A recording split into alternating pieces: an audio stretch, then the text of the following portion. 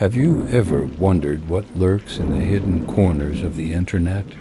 Beyond the websites you visit every day, there's another layer, a place where anonymity is king, and the darkest parts of human nature are on full display.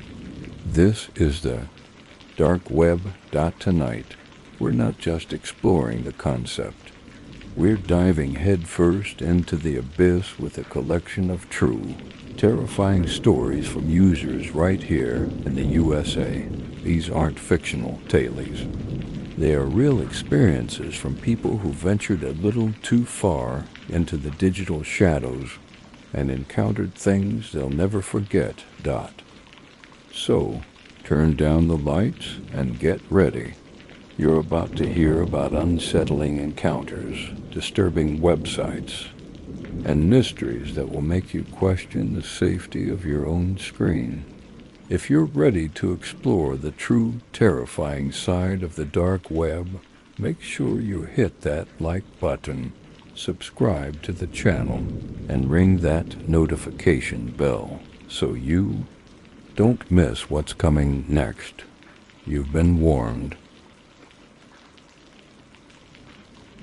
My name is Eliza Hayes. For the past 8 years, I have been a third-grade teacher at Maple Creek Elementary, nestled in a quiet corner of Vermont, where the Green Mountains stand as silent, ancient sentinels. Life here moves with the deliberate, unhurried pace of the seasons. Autumn is a riot of crimson and gold, a time for apple picking and the scent of wood smoke in the crisp air. Winter blankets us in a profound silence, broken only by the scrape of shovels and the cheerful shouts of children building snowmen. Spring brings the much-anticipated thaw and the sweet, earthy smell of the annual Maple Syrup Festival, an event that passes for major excitement in our small community. My life, much like the town I call home, is predictable, orderly, and insulated. I find comfort in the familiar rhythm of lesson plans, parent-teacher conferences, and the simple joy of seeing a child's face light up when they finally grasp. Long division. My brother, Ethan, was the antithesis of this life. He was a creature of the city, a denizen of a world of concrete, glass, and relentless noise that always felt alien to me. He was 5 years my senior, and the gap between us felt more like a chasm. While I chose a life of quiet service, Ethan chased ambition in the high-stakes tech industry. His job was a nebulous concept I could never quite grasp. He'd use terms like data security, network architecture, and decentralized systems. But the explanations always felt like a smokescreen, intentionally vague and complex. He earned a salary that was astronomical by my standards, yet he lived a life that seemed devoid of joy or connection. Our conversations, rare as they were, often orbited his obsessions: the erosion of online privacy, the ever-watchful eye of government surveillance, the inherent vulnerabilities of a society that lived its life online. He'd lecture me about my social media presence, the smart devices in my home, the unsecured Wi-Fi at the local coffee shop. To me, it sounded like paranoia, the ramblings of someone who spent too much time in the glow of a computer screen.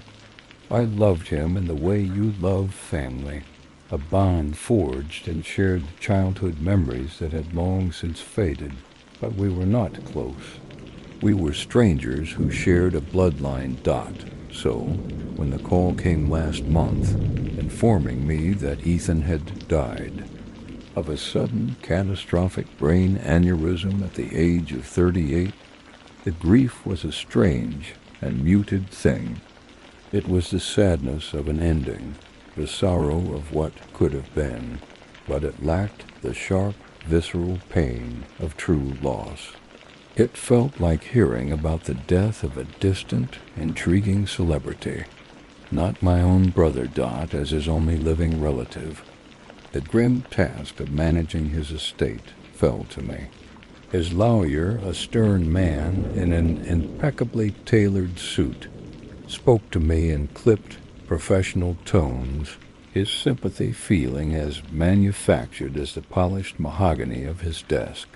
The bulk of Ethan's assets were tied up in cryptocurrencies and offshore accounts that were, the lawyer admitted, proving difficult to access.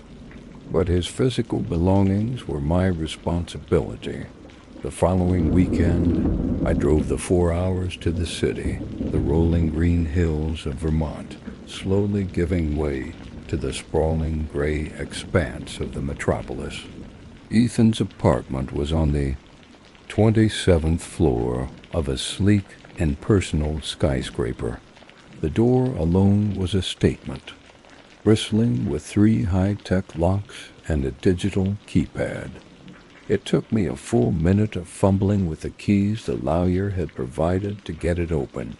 The air that greeted me inside was cool, sterile, and humming with a low, persistent thrum.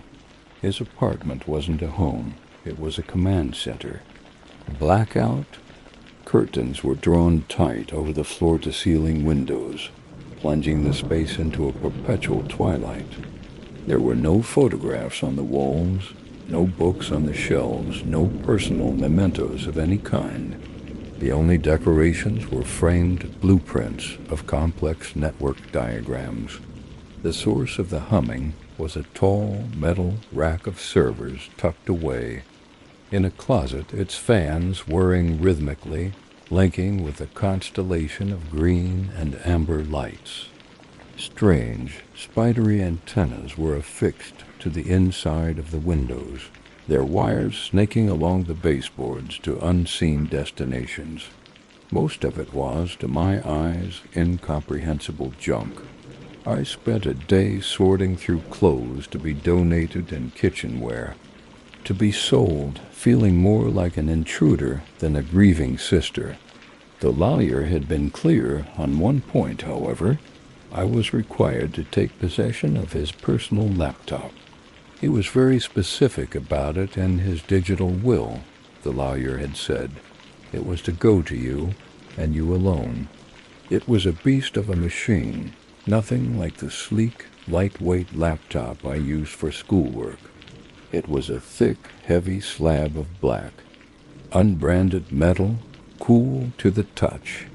The chassis was covered in an array of peculiar stickers, a stylized red fox, a minimalist skull with a network cable snaking through its eye sockets, and a prominent purple onion logo that vaguely tickled my memory.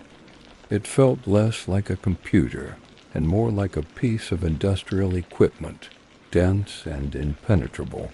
I brought it back to my quiet Vermont house, where it sat on my quaint oak kitchen table like a dormant bomb, a stark artifact from a world I didn't understand. For 2 days I ignored it, letting it serve as a silent, monolithic reminder of my brother's strangeness. But curiosity is a persistent itch. On the 3rd night, fueled by a glass of wine and a flicker of morbid curiosity, I opened it and pressed the power button. I expected a password prompt, a barrier that would end my snooping before it began. Instead, the screen flickered to life, displaying lines of white text scrolling rapidly against a black background before settling into a desktop environment I'd never seen before.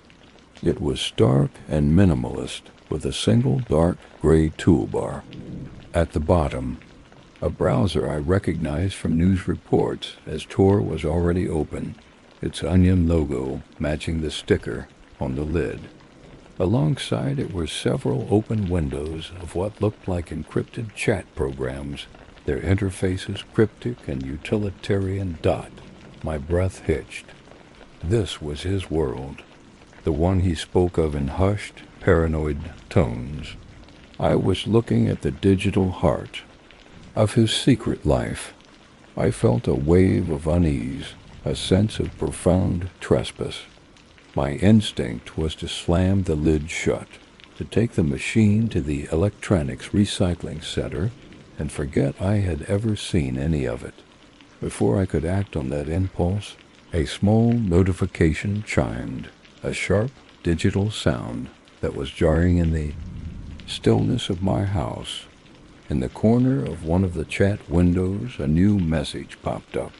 The user's name was a single, chilling word, deadhead.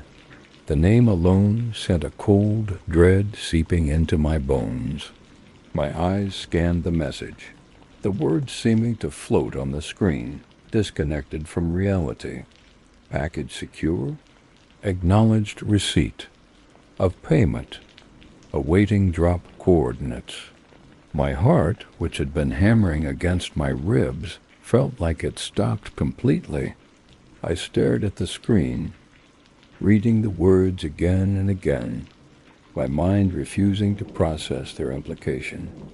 Package, payment, drop coordinates. It sounded like something from a spy movie, not a message meant for my reclusive, tech-obsessed brother. A frantic energy seized me. I started clicking through the laptop's file system, a maze of folders with nonsensical names. Most were encrypted, demanding passwords I would never know. But then I saw it. A single unlocked text file in the main directory, innocuously named inventory_log.txt, double quotes. My hand trembled as I double-clicked it. The file opened, and its contents filled the screen. It wasn't a log of software or computer parts. It was a ledger, not of money, but of goods. My blood ran cold as I read the entries, each one a hammer blow to the image I held of my brother. Item, AK-74U, price, 4.2 BTC, status, delivered. Item, Block 19, suppressed, X5, price, 3.8 BTC, status, in transit. Item, M4A1 with a COG, scope X2, price, 7.1 BTC, status, awaiting payment. Item, Semtex, 5 kilograms, price, 9.5 BTC, status, delivered. The list went on and on. Assault rifles, suppressed pistols, explosives. It was a catalog of death, a shopping list for a small army. And next to each horrifying entry was a price in Bitcoin and a status. Ethan wasn't a tech consultant. He wasn't just a privacy advocate. He was an arms dealer, a facilitator, a node in a dark web trafficking ring that dealt in the tools of violence. His apartment wasn't just a home. It was a hub.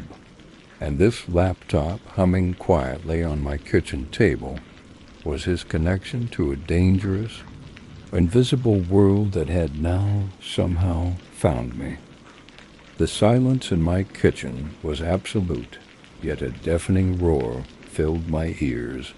The list on the screen, AK-74U, Block 19, Semtex, was a litany of pure, unadulterated evil.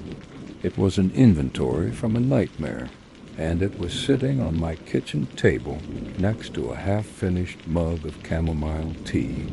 My reality had fractured, the mundane world of grading papers and watering plants shattering into a million pieces. My brother, my quiet, strange, paranoid brother, wasn't just some tech guru. He was a merchant of death. The humming from the laptops, fan, once a neutral sound, now seemed to whisper the names of the weapons he had sold. My first coherent thought was to close the laptop, to slam the lid shut, severing the connection to this toxic world he had inhabited. My hand moved, shaking violently, but stopped just inches from the screen. Closing it wouldn't make it go away. The knowledge was already inside me, a poison seeping into my soul. The people on the other end of that chat window didn't exist in the digital realm alone. They dealt in physical goods, in cold, hard steel and plastic explosives. They had shipping addresses. They knew where Ethan lived, which meant they knew where I was. The thought landed with the force of a physical blow, knocking the air from my lungs. This quiet house, my sanctuary, was no longer safe. It was a destination, a target. Just as I was trying to force myself to breathe, that sharp digital chime sounded again. My eyes snapped back to the screen. Another message from Deadhead had appeared beneath the first one, the text stark and demanding. ETA for next. Shipment is 48 hours. The client is getting impatient. Confirm you're ready to receive. 48 hours. The words pulsed on the screen, a countdown timer strapped to a bomb. My bomb. A shipment of what? More guns, more explosives. Arriving. Where? Here? To my little blue house on Maple Street? The image of a delivery truck pulling up to my curb, driven by a man who thought he was delivering a package to a dangerous arms dealer, was so grotesquely absurd it bordered on hysterical. I felt a laugh bubble up in my chest, a wild, unhinged sound that died in my throat as a sob. I was a third-grade teacher. I helped children with their multiplication tables and mediated disputes over crayons. In 2 days, a network of faceless criminals would be waiting for me to play my part in their deadly enterprise. I shoved my chair back, the legs scraping harshly against the wooden floor, and stumbled away from the table. I paced the length of my small kitchen, my arms wrapped around myself as if to hold my splintering sanity together. What were my options? The question circled in my mind like a vulture. Call the police. That was the first, most logical thought. The sane, responsible thing to do. I could walk over to the phone, dial 911, and tell them everything. But what exactly would I say? Hello, officer. My dead brother was an international arms dealer, and I've accidentally inherited his business. His associates are messaging me on the dark web, and I think they're sending a crate of machine guns to my house on Tuesday. I would sound insane. They would think I was a prank caller, or worse, a suspect. They would confiscate the laptop, and then what? The digital trail might go cold for them, but Deadhead and his impatient client wouldn't just vanish. They would know their operation was compromised. They would know Ethan's node had gone dark right after he died, and his sister took possession of his things. They would think I was a snitch, and people who dealt in Semtex likely had very specific, very permanent ways of dealing with snitches. Option 2. Do nothing. Just shut the laptop, take it to the nearest bridge, and hurl it into the river below. Pretend none of this ever happened, but that was just as dangerous. A missed check-in. A shipment with no one to receive it. They wouldn't just write it off as a loss. They would come looking for their package, or their money, or their partner. They would come looking for Ethan, and they would find me. They would see me as a rival, who had hijacked the operation, a thief. My imagination, usually reserved for crafting children's stories, now supplied me with vivid, gruesome scenarios of what happened to thieves in this line of work. That left the third option. The most insane, most terrifying option of all. I could play along. I could sit down at that keyboard and pretend to be him. I could try to buy myself time to figure a way out of this mess from the inside. The idea was ludicrous. My knowledge of this world came from spy movies and news headlines. I didn't know the jargon, the protocols, the mindset. I was a sheep trying to disguise myself in a wolf pack. One wrong word, one misplaced comma, and they would no doubt my gaze fell back to the laptop. The chat window was still open, the cursor blinking patiently at the end of Deadhead's last message. A blinking digital heartbeat. Confirm you're ready to receive. I had to know more. I had to understand the machine my brother had built around himself. With a deep, shuddering breath, I sat back down. My hands, slick with sweat, felt clumsy on the trackpad. I started by exploring the chat program itself. There were archives, logs of past conversations. I clicked on the one with Deadhead, and years of correspondence filled the screen. It was all written in a clipped, coded shorthand. Asset acquired. Awaiting transport. Funds cleared. Proceed with drop. Client is pleased. Repeat order placed. It was a language of cold, efficient commerce, but the product was violence. As I scrolled back, I saw messages from my brother, or at least from his handle, Nyx, the name of a Greek goddess of the night. It was so like him, dramatic, obscure, and shrouded in darkness.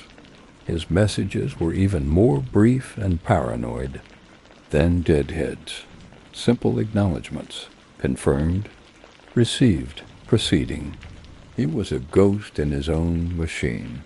I searched for anything that could help me now. Any mention of this current shipment. I found it in a conversation from a week ago. Deadhead. New order from Nightingale. Standard package. Urgent request. Nyx. Nightingale is sloppy. High risk. Deadhead. Payment is triple the usual rate. Client insists on you as facilitator. Your reputation for discretion precedes you. There was a long pause in the timestamp, almost an hour. I could almost feel Ethan on the other end, weighing the risk against the reward. Nyx. Accepted. Standard protocol. Nightingale. A client. A sloppy, high-risk client who paid triple. And my brother, despite his misgivings, had agreed. He had accepted the deal that was now my inheritance.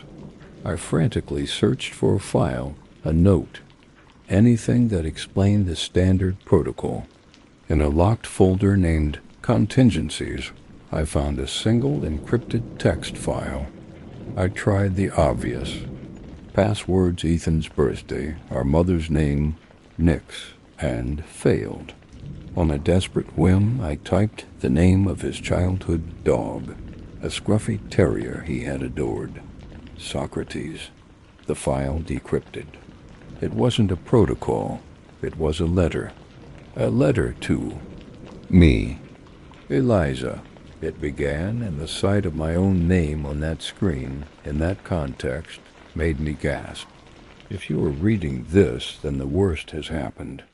I know we weren't close, and I know you resent the path I chose. You have every right to. I built a cage for myself out of paranoia and code, and I regret that I never found the way out. But I did not build it without an emergency exit. This world I am in, it has rules. The most important one is that the network must survive. The nodes are replaceable. If I am gone, they will assume my successor is in place. That is you. I am so sorry, but it has to be you, if only for a short while. They will test you. They will be watching. You cannot go to the authorities. That is a death sentence for us both. You cannot run. They will find you. Your only chance is to be me. Be brief, be confident. Acknowledge their messages. There is a package, a small waterproof case with a GPS tracker, buried near the old oak tree by Miller's Pond. You know the one. It contains a clean passport, cash, and a set of keys to a storage unit in Montreal. Everything you need to disappear. Lead them on long enough to retrieve it. Delay them. Tell them there is a security issue, that the drop site is compromised. They understand and respect paranoia. It is the currency of our world. Buy yourself time, get the package, and run. Burn this laptop. Burn everything. Forget you ever had a brother named Ethan. I am sorry to leave you my damnation. It is the only thing I have left to give. I read it 3 times, the words blurring through a fresh wave of tears. It wasn't a solution. It was a ghost's desperate last-ditch plan. He had known this could happen. He had prepared for it. And his escape plan now fell to me. Miller's Pond, the old oak tree. We used to fish there as kids. A place from my world, from our shared past, was now the key to surviving his. The letter gave me a sliver of hope, a desperate, terrifying path forward, but it also confirmed my worst fears. I was trapped. The only way out was to go deeper in. Looked at the chat window, at the blinking cursor. My heart was a frantic drum against my ribs. I was a 3rd grade teacher, but for now I had to be Nix. My fingers, trembling, moved to the keyboard. I took a deep breath, and I began to type. My fingers hovered over the keyboard, feeling alien and disconnected from my body. Every instinct screamed at me to flee, but Ethan's letter was a ghostly hand on my shoulder, holding me in place. Be brief, be confident. They respect paranoia. I channeled every memory I had of my brother's terse, dismissive tone. I imagined myself as Nix, the enigmatic gatekeeper of the night, not Eliza Hayes, the woman who used smiley face stickers on well-done homework assignments. I took one last ragged breath and typed. Compromise suspected on drop zone. Surveillance anomaly detected. Stand by. The words looked foreign on the screen, a language I had no right to use. My thumb trembled as I hit the enter key. The message shot into the ether. The response was almost instantaneous, the digital chime making me jump in my seat. Deadhead. Define anomaly. The demand was cold, sharp, and immediate. A test. My mind raced. What would Ethan say? He wouldn't offer lengthy explanations. He would deflect. He would assert his authority. Paranoia is the currency of our world. Nix. Need to know. My end is my concern. New coordinates will follow when the zone is sterile. Do not break protocol. Nightingale can wait. I held my breath, my knuckles white as I gripped the edge of the table. I had gambled, pushing back with a confidence I didn't feel, using the name of the client like a shield.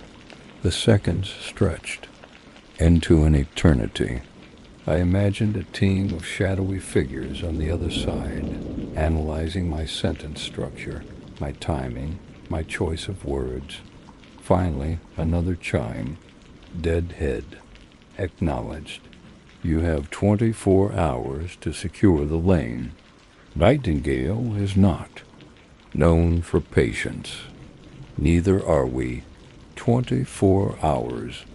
I had bought myself a day. It felt like a lifetime and no time at all.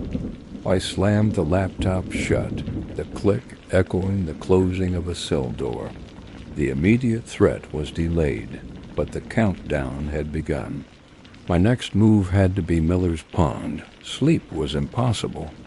Every creak of the old house was an intruder, every shadow a lurking threat. At the first hint of dawn, I was dressed in dark, practical clothes, my heart a frantic bird in my chest. I grabbed a small gardening trowel from the shed, the cold, metal feeling absurdly inadequate for the task ahead. Miller's Pond was a place of ghosts, but they were supposed to be the innocent ghosts of childhood, of skipping stones with Ethan, of catching sunfish on a lazy summer afternoon. As I pulled my car onto the gravel patch by the entrance to the woods, the familiar landscape felt tainted, menacing. The air was cool and damp with morning mist, the trees looming like silent, judgmental figures. The old oak tree stood on a small rise overlooking the water, its massive branches reaching out like gnarled arms. It had a lightning scar running down its trunk, a feature Ethan and I had always found fascinating. You know the one. Yes, I knew the one. My senses were on fire. Every rustle of leaves, every snap of a twig, sent a jolt of adrenaline through me. I felt watched, exposed. Was this part of the test? Was someone from his world already here, observing the transfer of power? I scanned the woods, my eyes darting between the trees, but saw nothing but the quiet Vermont wilderness, following Ethan's ghostly instructions. I went to the north side of the trunk, where the roots formed a gnarled cradle. The ground was soft, covered in a layer of damp leaves. I knelt, the wet earth soaking through the knees of my jeans, and began to dig with the trowel. The work was frantic, clumsy. I scraped my knuckles on a hidden rock, the sting of the pain a welcome distraction from the terror coiling in my gut. For a horrible moment I thought I was wrong, that I had misunderstood, or that someone else had already been here. Then the trowel hit something hard with a dull thud. Not a rock, it was a hollow plastic sound. My breath caught. I dug faster, clearing the dirt with my bare hands, ignoring the grime packing under my fingernails. Soon, the corner of a black, waterproof case emerged from the earth. It was a pelican case, small and dense, exactly as Ethan had described. With one last, paranoid glance at the surrounding woods, I heaved it out of the hole. It was heavier than it looked. I quickly filled the hole back in, scattering leaves over the disturbed earth to hide my work.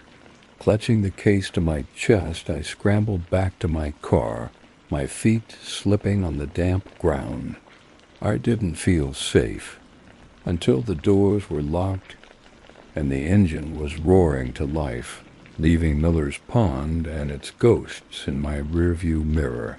I drove a few miles to a deserted scenic overlook before I dared to open it. My hands shook as I worked the heavy-duty latches. I lifted the lid.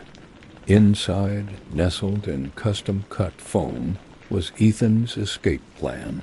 On top was a passport, its cover a deep, unfamiliar blue. I opened it. The name was Catherine Dubois, and the face staring back at me was mine, but not. It was an older photo, my hair longer, my expression harder, colder. It was the face of a stranger. Beneath the passport were thick, vacuum-sealed bundles of cash euros, Swiss francs, Canadian dollars, and at the bottom a single, anonymous key attached to a simple metal tag with a number etched into it, B417. the key to a storage unit in Montreal, the key to a new life, or at least a life on the run. This was real. This was my only way out. I was no longer just a third-grade teacher. I was Catherine Dubois, a woman with a fake identity and a case full of cash. The thought was terrifying, but it was also the first time in 24 hours that I felt a flicker of agency. I had a plan, Ethan's plan. I drove home in a daze, the case hidden under a blanket on the passenger seat. My house, once a symbol of safety, now felt like a temporary hiding place, a stopover on the way to an unknown future.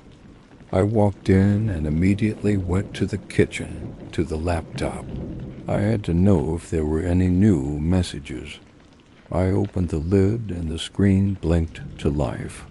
The chat window with Deadhead was quiet, but there was another notification. A new, unopened message in a different chat window. My blood ran cold when I saw the sender's handle .nightingale. The sloppy, high-risk client who paid triple. The client who was getting impatient. Ethan had never communicated with them directly. He had used Deadhead as a buffer, but now Nightingale was messaging me. They had broken protocol. With a sense of profound dread, I clicked on the message. It was not written in the clipped, professional code of Deadhead. It was conversational, almost friendly, and that made it infinitely more terrifying. Hello, Nix, or should I say Eliza? I do hope I have the name right. Deadhead tells me there's a delay. That's a shame. I was so looking forward to our transaction. You see, I'm not a patient person, and I don't like complications. I've taken the liberty of simplifying things. I'm canceling the shipment. It's too messy, too many moving parts. Instead, I'll be coming to collect the payment in person. Your brother owed me a significant amount of hardware from a previous arrangement that went sour. Let's just call this making good on his debt. I'll be in Vermont tomorrow. Don't worry about giving me your address. I already have it. See you soon. My name is Kevin Miller. To most people, I'm just another face in the suburban sprawl of Bergen County, New Jersey. I'm 19 years old, and for the past year, my life has been a study in beige. I live with my parents in a 2-story colonial, on a street where every lawn is meticulously manicured, and the most exciting event of the week is whose recycling bin gets put out first. After a less than stellar freshman year, I'm taking a gap year that feels less like a year of discovery and more like a holding pattern.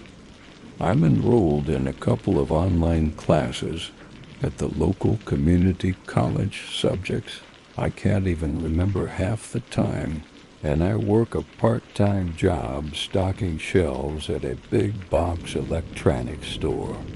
It's a life defined not by passion or ambition, but by the quiet, creeping dread of monotony. The summer was the worst. The days were long, hot, and suffocatingly similar. Each morning I'd wake up to the same muted sunlight filtering through my blinds, eat the same cereal for breakfast, and drive the same route to a job where I'd mindlessly scan barcodes and direct middle-aged men to the router aisle. My evenings were spent in the finished basement of my parents' house with my 2 best friends, Liam and Josh. The basement was our sanctuary and our prison, a wood-paneled box filled with an old sectional sofa, a buzzing mini-fridge, and a game console that we were all growing tired of. It was on one of those sweltering August nights that the idea first took root. The air in the basement was thick with the smell of stale pizza and the low hum of the dehumidifier. We were sprawled on the couch, listlessly flicking through streaming services, the silence between us growing heavier by the minute. "I am so unbelievably bored," Liam announced, throwing his head back dramatically.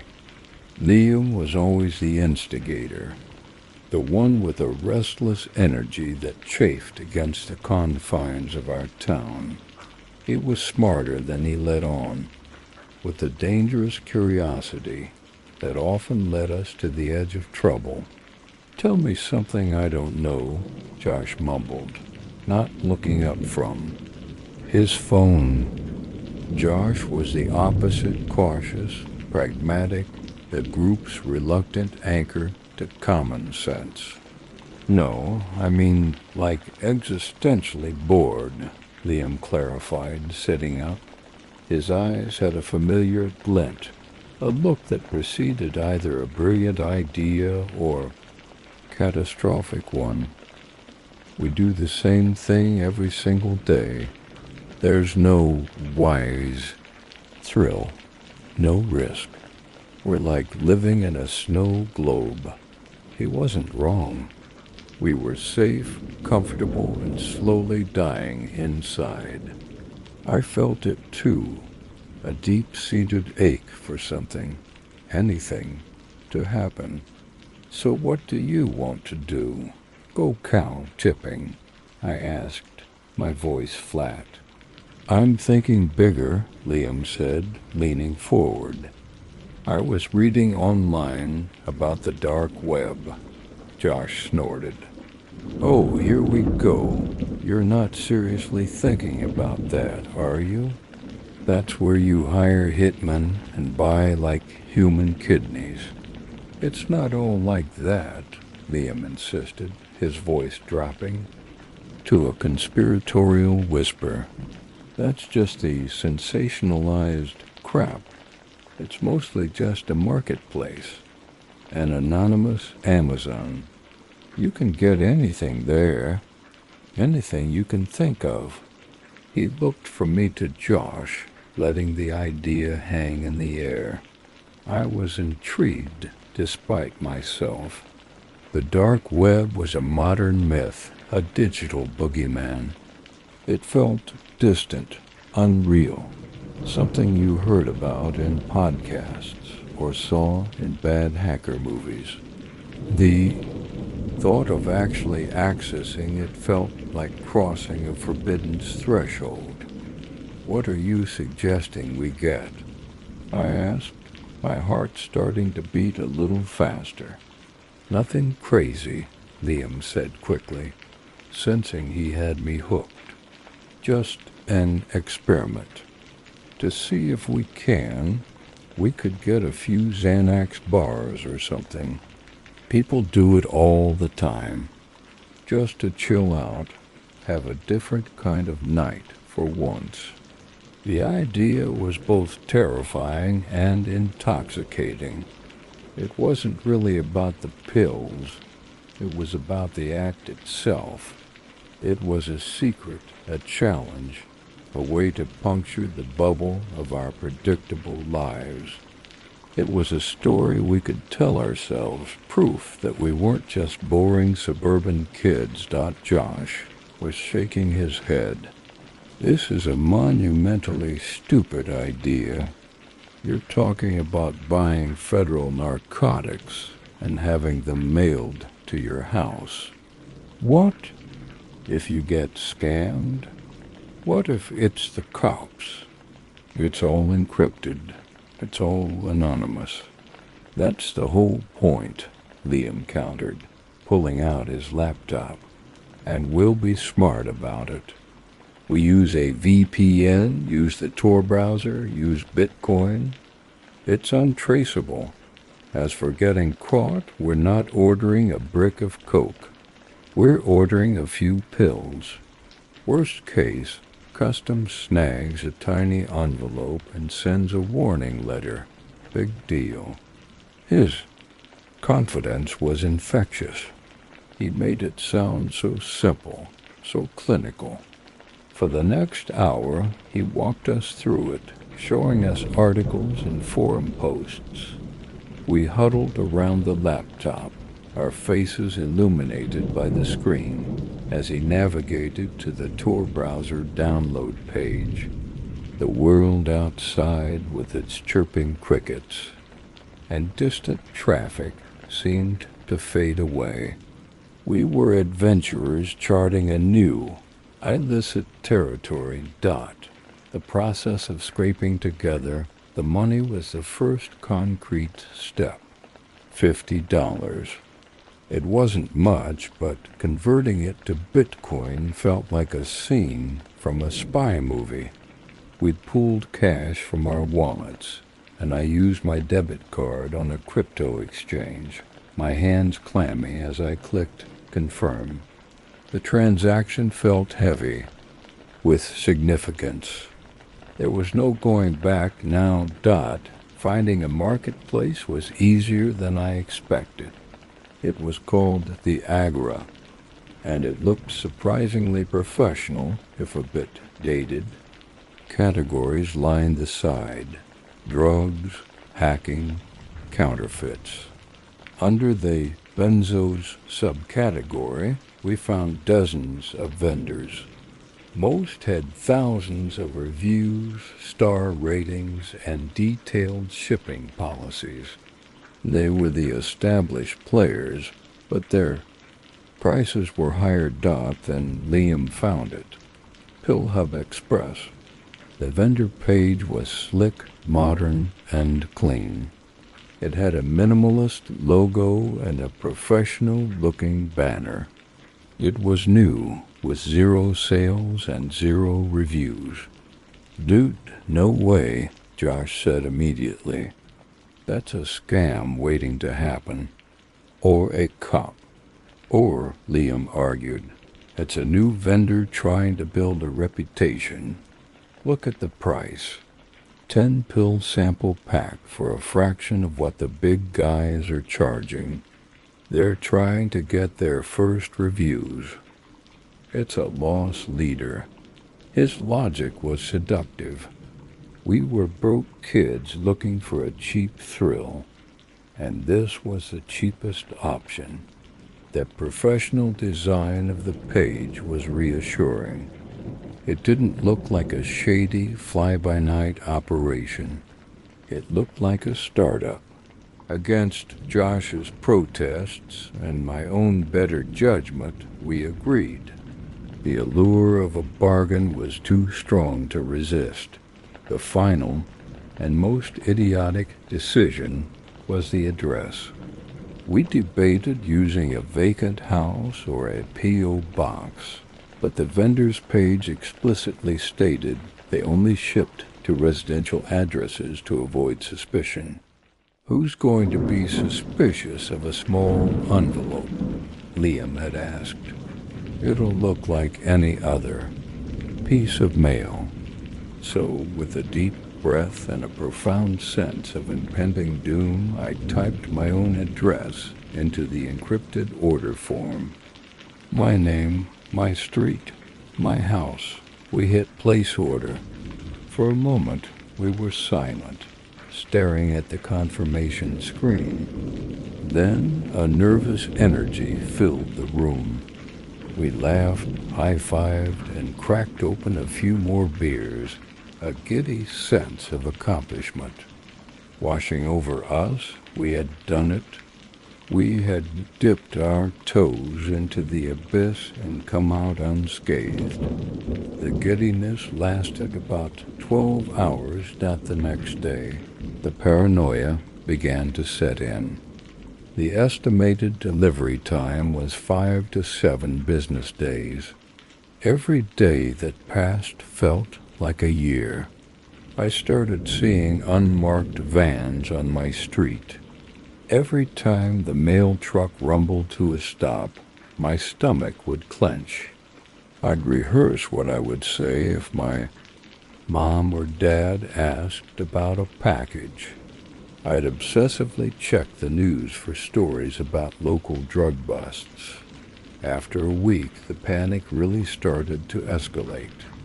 We had a group chat that went from excited speculation to pure anxiety. Josh, any sign of it? Me, nothing. Maybe it's not coming.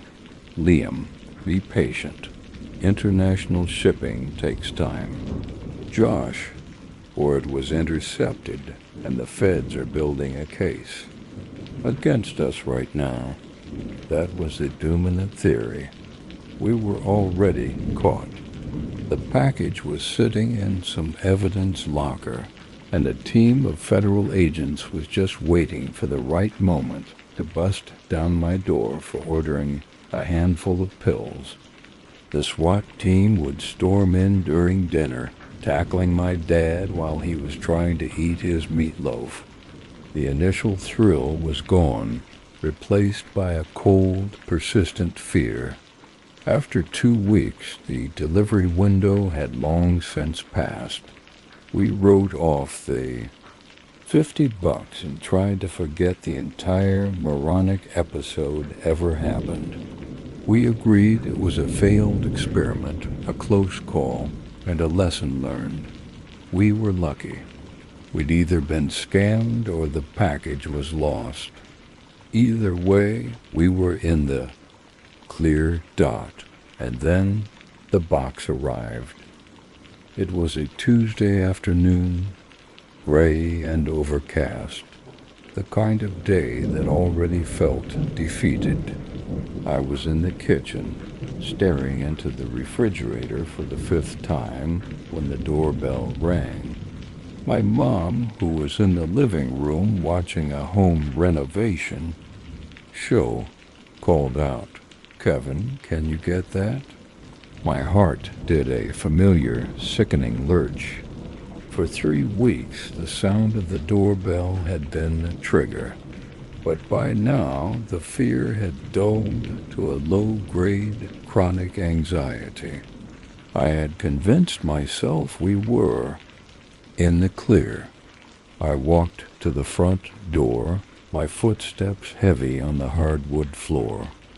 Through the peephole, I saw the mailman walking back to his truck. On the porch was a boxed dot. It wasn't a small padded envelope. It was a medium-sized, plain brown cardboard box, about the size of a shoebox, maybe a little larger. There were no markings on it except for a standard shipping label. My name and address were printed on it in a clean sans serif font. My mom came up behind me, wiping her hands on a dish towel. "What's that?" she asked, her voice cheerful. "I don't know," I lied, my voice catching in my throat. The blood was pounding in my ears. She opened the door and picked it up. "Feels heavy. What did you order?" "Oh, just some computer parts," I mumbled, the lie feeling flimsy and transparent. "For my online class." It was the first thing that came to mind. "Well, don't leave it out here," she said, handing it to me. The weight of it was surprising. It was solid, dense. It didn't rattle. My hands were sweating as I took it from her. I could feel her eyes on me, a casual, maternal curiosity that felt like a hot spotlight. I forced a smile, muttered thanks, and turned toward the stairs, my movements stiff and unnatural. "Don't make a mess in your room," she called after me. I didn't answer. I took the stairs 2 at a time, my breath held tight in my chest. I got to my room, shut the door, and locked it. The click of the lock was deafeningly loud in the silent house. I stood there for a long moment, just holding the box, my mind racing. This couldn't be it. It was too big, too heavy. We ordered 10 pills, 10. That would fit in a birthday card. This was something else, a mistake, the wrong delivery. I placed the box on my desk and stared at it. It was sealed with heavy-duty packing tape. The return address was for a generic-sounding company, Protect Solutions, with a P.O. box in Delaware. A quick search on my phone revealed nothing. The company didn't exist. My hands were trembling so badly I could barely grip the box cutter I kept in my desk drawer. I sliced through the tape, the sound ripping through the quiet of my room. I folded back the cardboard flaps. The inside was filled with white packing peanuts. My initial thought was a wave of relief. Maybe it was computer parts. Maybe I'd ordered something drunk and forgotten about it. I plunged my hands into the sea of styrofoam, my fingers searching for something solid. They closed around a hard, rectangular object. It was shrink-wrapped in thick, opaque plastic. I pulled it out. It was a large vacuum-sealed bag, and it was completely full. It wasn't filled with 10 pills. It was filled with thousands of them. A solid, compressed brick of white, rectangular bars, each one stamped with Xanax on one side and 2 on the other. I dropped it on my desk. It landed with a heavy, dull thud. My stomach plummeted. The air left my lungs in a silent gasp. I stumbled back, my legs hitting my bed, and sat down hard. This wasn't a sample pack. This was a pharmacy's entire inventory. I did a quick, panicked search on my phone, my fingers fumbling with the screen. A single Xanax bar weighs about 0.3 grams. This brick, it had to be at least a kilogram, maybe more. 10,000 pills? 20,000? The numbers were meaningless. All I knew was that I was looking at a federal drug trafficking charge, mandatory minimum sentence. 10 years. 20. My life over. I felt a wave of nausea and gagged, my head spinning. I was hyperventilating, my breaths coming in short, sharp bursts. This was a mistake, a horrible, catastrophic mistake. They must have mixed up the orders, sent me someone else's shipment, but the label had my name on it. Then I saw it. Taped to the inside of one of the box flaps was a single, neatly folded piece of white paper. It was almost hidden against the cardboard.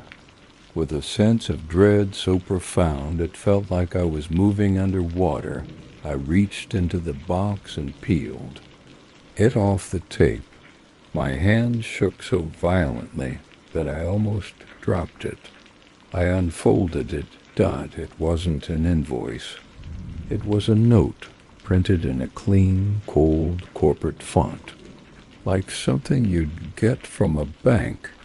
Congratulations on your new franchise opportunity. We believe in aggressive market expansion.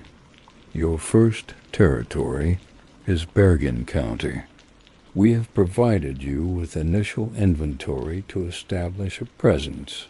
Sales quotas and payment instructions will be sent weekly via encrypted email to the address used for this order.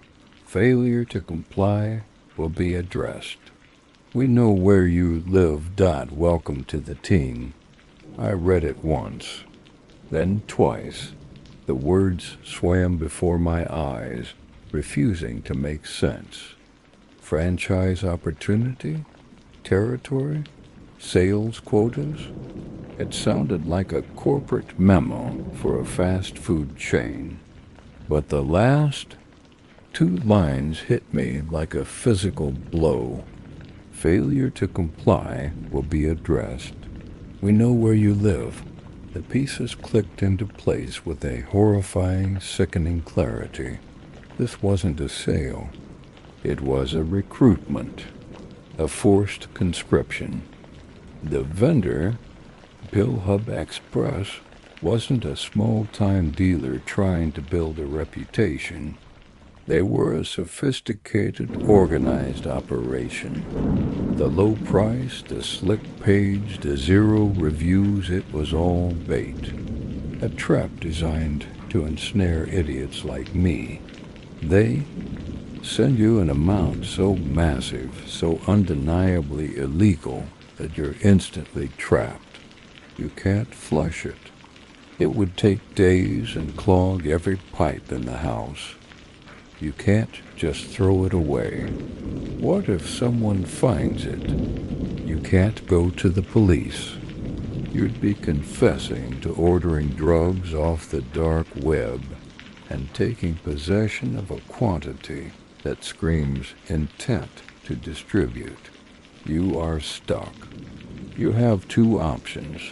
You become their newest, most disposable sales representative, or they send an anonymous tip to the D with your name, your address, and a tracking number. You take the fall for a massive drug shipment you never wanted, and they lose nothing. They just write off the inventory and move on to the next desperate teenager. On their list, my phone buzzed in my hand. It was our group chat. Liam, anything? Josh, give it up, man. It's gone. I tried to type a reply, but my fingers wouldn't cooperate. I just stared at the screen, at their oblivious messages, my world collapsing around me. I took a picture of the brick of pills and the note. My hand was shaking so much the image was blurry. I sent it to them without a word. The response was immediate. Josh. What the fuck is that, Josh? Is that real Liam? Holy shit. Holy shit. Call me. Now, I ignored the incoming call from Liam. I couldn't speak. I couldn't form words. My entire body was vibrating with a terror so pure it felt like electricity. The box of pills sat on my desk like a monument to my own stupidity. It was a ticking time bomb, and the clock had just started. Every car that drove down my quiet suburban street sounded like an unmarked police cruiser. Every creak of the house was the sound of a SWAT team getting into position. I was a 19-year-old kid who lived with his parents, who worked a dead-end job, who was bored, and a dark web cartel had just made me their North Jersey sales representative. I looked at the note again, the polite, terrifying words burning into my brain. Welcome to the team. My phone wouldn't stop buzzing. Liam was calling again and again, a relentless, panicked vibration against my desk. Josh was machine gunning the group chat with messages, each one a new flavor of hysteria. Josh. Kevin, answer the phone, Josh. Where did you get that? Is this a joke? Josh. We have to call the police. Right now, call the police. The suggestion was so naive, so disconnected from the reality of the kilogram of narcotics sitting 3 feet away from me, that it almost made me laugh. A wild, unhinged sound caught in my throat. I finally swiped to answer Liam's call. putting it on speaker. "What do I do?" I whispered. My voice was a dry, cracking thing. "Kev? Oh my God, man." Liam's voice was a high-pitched torrent of words. Okay, don't panic. Just don't panic." "A little late for that, Liam," Josh yelled in the background. I could picture them perfectly, huddled together in Liam's basement, their faces pale in the glow of his phone. "I told you this was a bad idea. I told you." "Shut up, Josh, that's not helping." Liam shot back. He took a deep breath. "Okay, Kev, first things first. Where is the box?" "It's on my desk," I said, my eyes fixed on it. It seemed to pulse with a malevolent energy. "The note, Liam, the note said they know where I live." A heavy silence fell on the other end of the line. The reality of those words sank in, cutting through their panic. This wasn't just about a mistaken shipment anymore. This was a threat. My friends were miles away, safe in their homes. The threat was here, in my room, addressed to me. I had never felt so utterly alone. "Okay," Liam said, his voice now low and serious. "Okay, you need to hide it. Right now. Somewhere your parents will never ever look. And the note, burn the note. Destroy the box. Get rid of everything except that." My mind raced. "Where do you hide something that big, that damning? Under my bed? Too obvious. In the back of my closet? The first place anyone would look." I thought of the attic, a dusty, forgotten space above the second floor. My dad hadn't been up there in years. "The attic," I breathed. "Good, that's good," Liam said, trying to sound encouraging. "Do it now. We'll stay on the phone with you." Moving felt like wading through cement. I grabbed the vacuum-sealed brick of pills. It was surprisingly heavy, an anchor of pure illegality. I shoved it into my old high school backpack, along with the note. I took the empty cardboard box and the packing peanuts and stuffed them into a black garbage bag. My hands were slick with sweat. Every sound from downstairs, the TV, my mom walking around the kitchen, sent a fresh jolt of terror through me. I crept out of my room and down the hall to the small, square panel in the ceiling that led to the attic. I had to drag a chair from the hallway to reach it. The whole time the phone was pressed to my ear. Liam and Josh were silent, listening to my strained breathing and the scrape of the chair on the floor.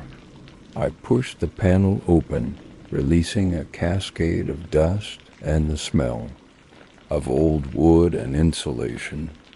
I tossed the backpack into the darkness, followed by the garbage bag. It landed with a soft, final thud. I slid the panel back into place, my heart hammering against my ribs. I spent the rest of the evening in a fugue state.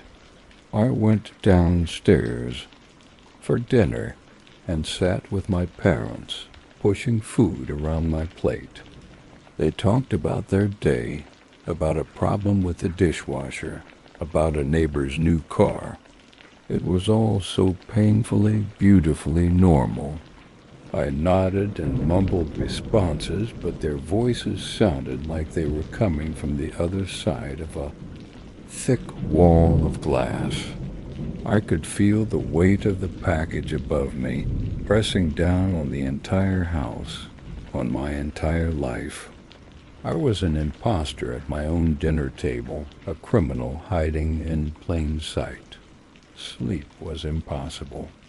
I lay in bed, staring at the ceiling, my thoughts a toxic, looping nightmare. The words from the note played over and over in my head. Franchise, opportunity, sales quotas, we know where you live. I imagined shadowy figures in a dark room, their faces illuminated by monitors, my name on a list. I imagined a black car parked at the end of my street, watching my house. Was that a car door I just heard? Was that a footstep on the lawn? My quiet suburban neighborhood, once a symbol of safety and boredom, now felt like a hunting ground where I was the prey. The first email arrived the next morning. Woke up to the gentle chime of a notification on my laptop. I hadn't used that email address for anything other than placing the order. My blood ran cold. I sat up, my mouth completely dry, and opened my laptop. There it was. An email from an address that was just a random string of letters and numbers. The subject line was Week 1, Onboarding. The email was as chillingly professional as the note. There was no greeting. It was just a list of instructions. Platform. All future communications will be conducted via encrypted messaging app. Download it now. Your contact ID is another random string of characters. Do not use this email again. Inventory. You are in possession of 10,000 units, 2 milligrams alprazolam. Confirm receipt. Pricing. Street value is to be maintained at $5, $7 per unit. Your wholesale cost is $1 per unit. Your first remittance will be based on your sales quota. Quota. Your sales target for week 1 is 500 units. This is a probationary target to allow you to establish a network. Future quotas will be adjusted based on performance. Payment. You will transfer $500 in Bitcoin to the following wallet address by next Wednesday at 23:59 EST.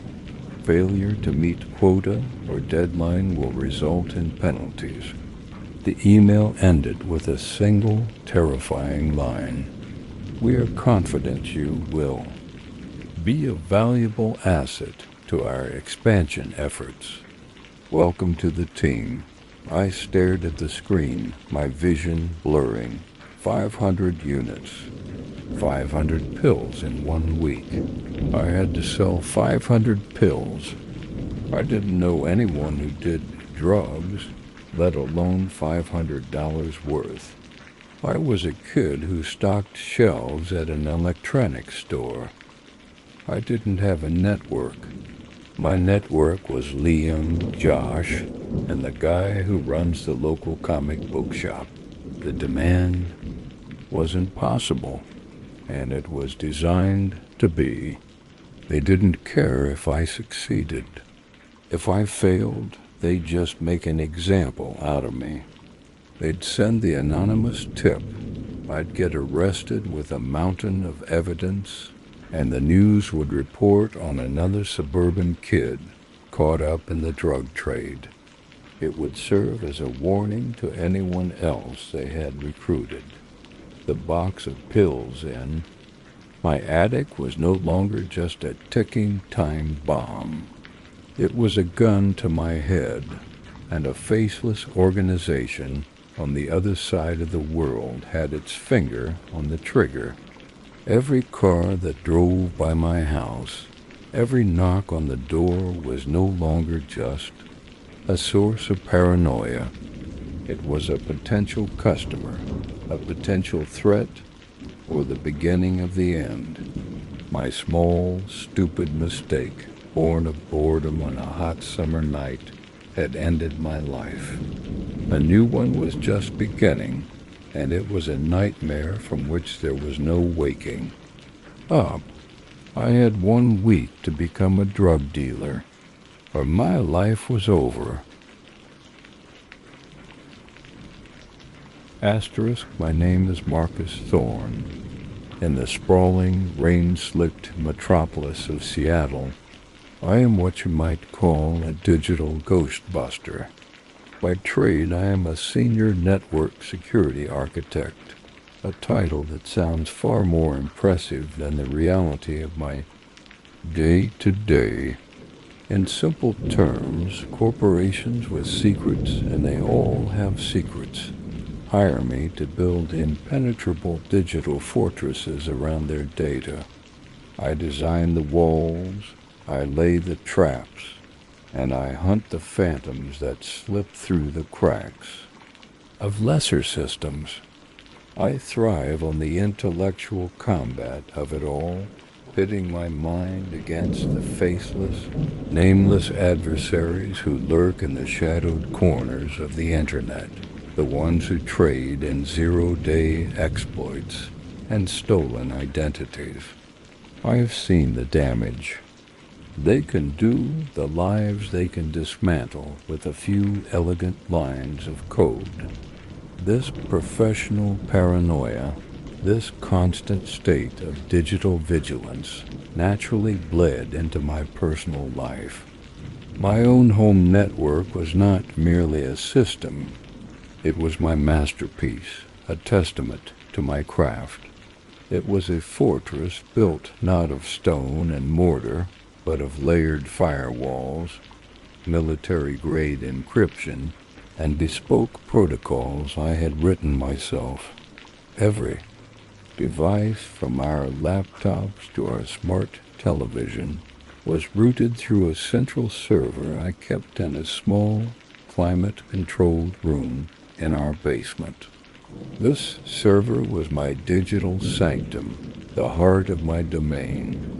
I was proud of it, perhaps to the point of arrogance.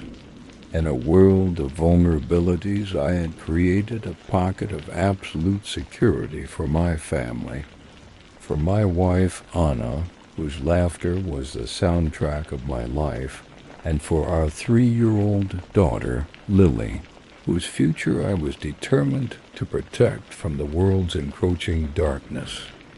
I believed my home was inviolable. I believed I was in control.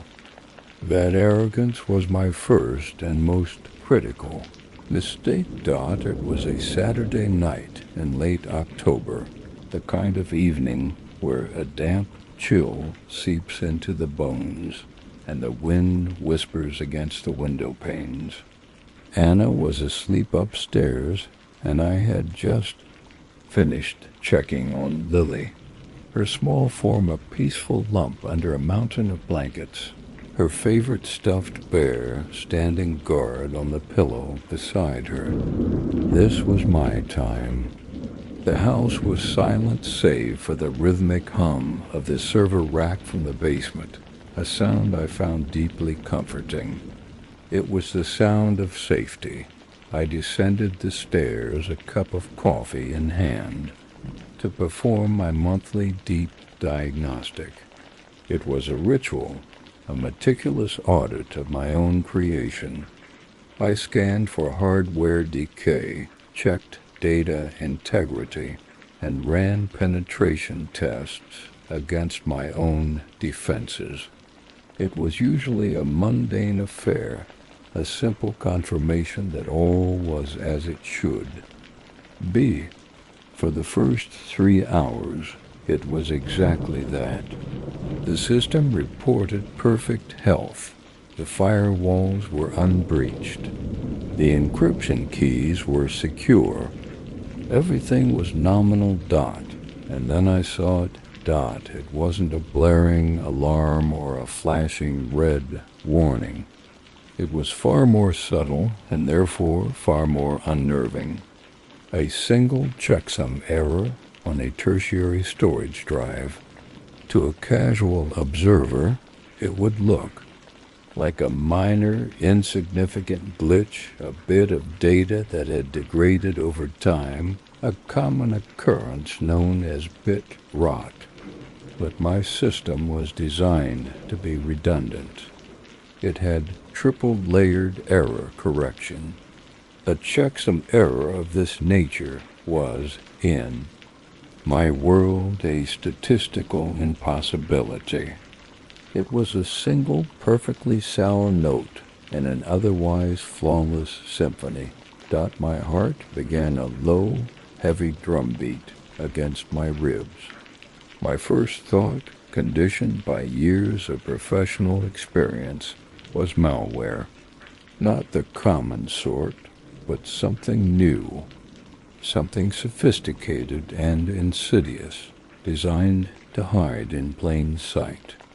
An intruder. The thought sent a jolt of adrenaline through me, a feeling that was equal parts professional excitement and personal violation. Someone had dared to knock on the door of my fortress. I spent the next 6 hours in a state of intense, almost surgical focus. I didn't dare touch the anomaly directly. Instead, I worked on a separate, air-gapped machine, carefully constructing a sandboxed environment, a digital clean room. I cloned the affected drive sector by sector into this virtual prison, a place where I could dissect the anomaly without it knowing it was being watched, a place where it could not fight back or trigger any anti-tampering mechanisms. I felt like a bomb disposal expert, snipping one wire at a time. My breath held tight in my chest. The cloaking was brilliant. It was a master class in deception, nested like a Russian doll. The initial layer was the corrupted sector, masked the simple disguise that had first caught my eye. Beneath that, however, was a polymorphic shell that rewrote its own signature every few milliseconds, making it impossible to pin down with conventional analysis tools. It took me 2 hours to write a script that could lock onto its core frequency and neutralize the shifting code. Underneath that layer was a brutal encryption wall, one I didn't recognize. It wasn't standard EES or two-fish. It was custom, elegant, and utterly infuriating. I had to brute force the decryption key, a process that felt like throwing pebbles at a mountain, until I noticed a pattern, a recursive algorithm that was tied to the smart thermostat in our hallway. The thermostat? A new addition from 6 months ago. A tiny, almost insignificant crack in my fortress. Finally, with a soft click that echoed like a gunshot in the silent basement, the final layer of encryption dissolved. The screen flickered, and the contents of the hidden partition resolved into view. I leaned forward, my eyes straining, expecting to find the payload of a virus, a string of malicious commands, a digital time bomb. What I found was far, far worse. It was not a weapon. It was a library, a meticulously organized, perfectly curated museum. The screen was filled with a neat, orderly file structure. There were no cryptic names or random strings of characters. The folders were labeled with a chilling, simple clarity. 1. Folder was named Marcus. Another was named Anna. The third and smallest was named Lily. A cold dread, colder than the October air outside, began to creep up my spine, wrapping its icy fingers around my heart. This wasn't a random piece of malware. This wasn't an attack on my data. This was personal. Someone hadn't just broken into my house. They had been living in the walls for a very, very long time. And the master of the fortress, had just unlocked the door to their private collection. For a long moment, I could only stare at the 3 folder names glowing on the monitor. Marcus, Anna, Lily, my world, my entire existence reduced to 3 simple labels in a directory structure I did not create. The cold dread that had been seeping into the room now solidified into a block of ice in my stomach. The rhythmic hum of the server rack, once a sound of comfort and security, now seemed to mock me with its steady, indifferent drone. The fortress had been breached, but this was no simple invasion. An enemy had not just scaled the walls. They had been living inside them, breathing the same air, walking the same digital halls, and I had never even known they were there. My pride as a security architect curdled into a thick, choking shame dot my hand, which had navigated the complex architecture of the cloaking mechanism with such precision, now trembled as it rested on the mouse. Every instinct I had screamed at me to pull the plug, to wipe the entire drive with a string of zeros, and pretend this hidden partition never existed. I could erase the evidence, rebuild from scratch, and tell myself it was just a close call, but I couldn't. The clinical, analytical part of my brain, the part that had made me so good at my job, was overridden by a more primal need, the need to know. Who had done this? What had they taken? What had they done with it? With a click that felt deafeningly loud in the silent basement, I opened the folder labeled Anna. The contents loaded instantly, a cascade of subfolders and files filling the screen. The organization was meticulous, obsessive. There were folders labeled audio logs, video logs, documents, communications, and photography. My blood ran cold. This wasn't a random collection of stolen files. It was a comprehensive indexed archive of my wife's private life. I clicked on video logs first. Inside were thousands of files, each named with a date and timestamp. I double-clicked. A random one from 6 months prior. The screen flickered, and my own living room appeared.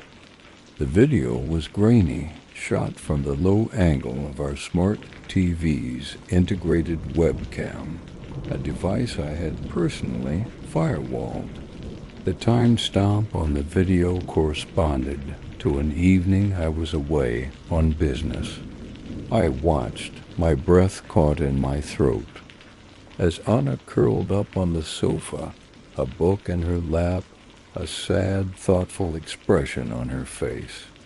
It was a quiet, intimate moment, one I wasn't meant to see, and it was being recorded by an unseen, unknown voyeur.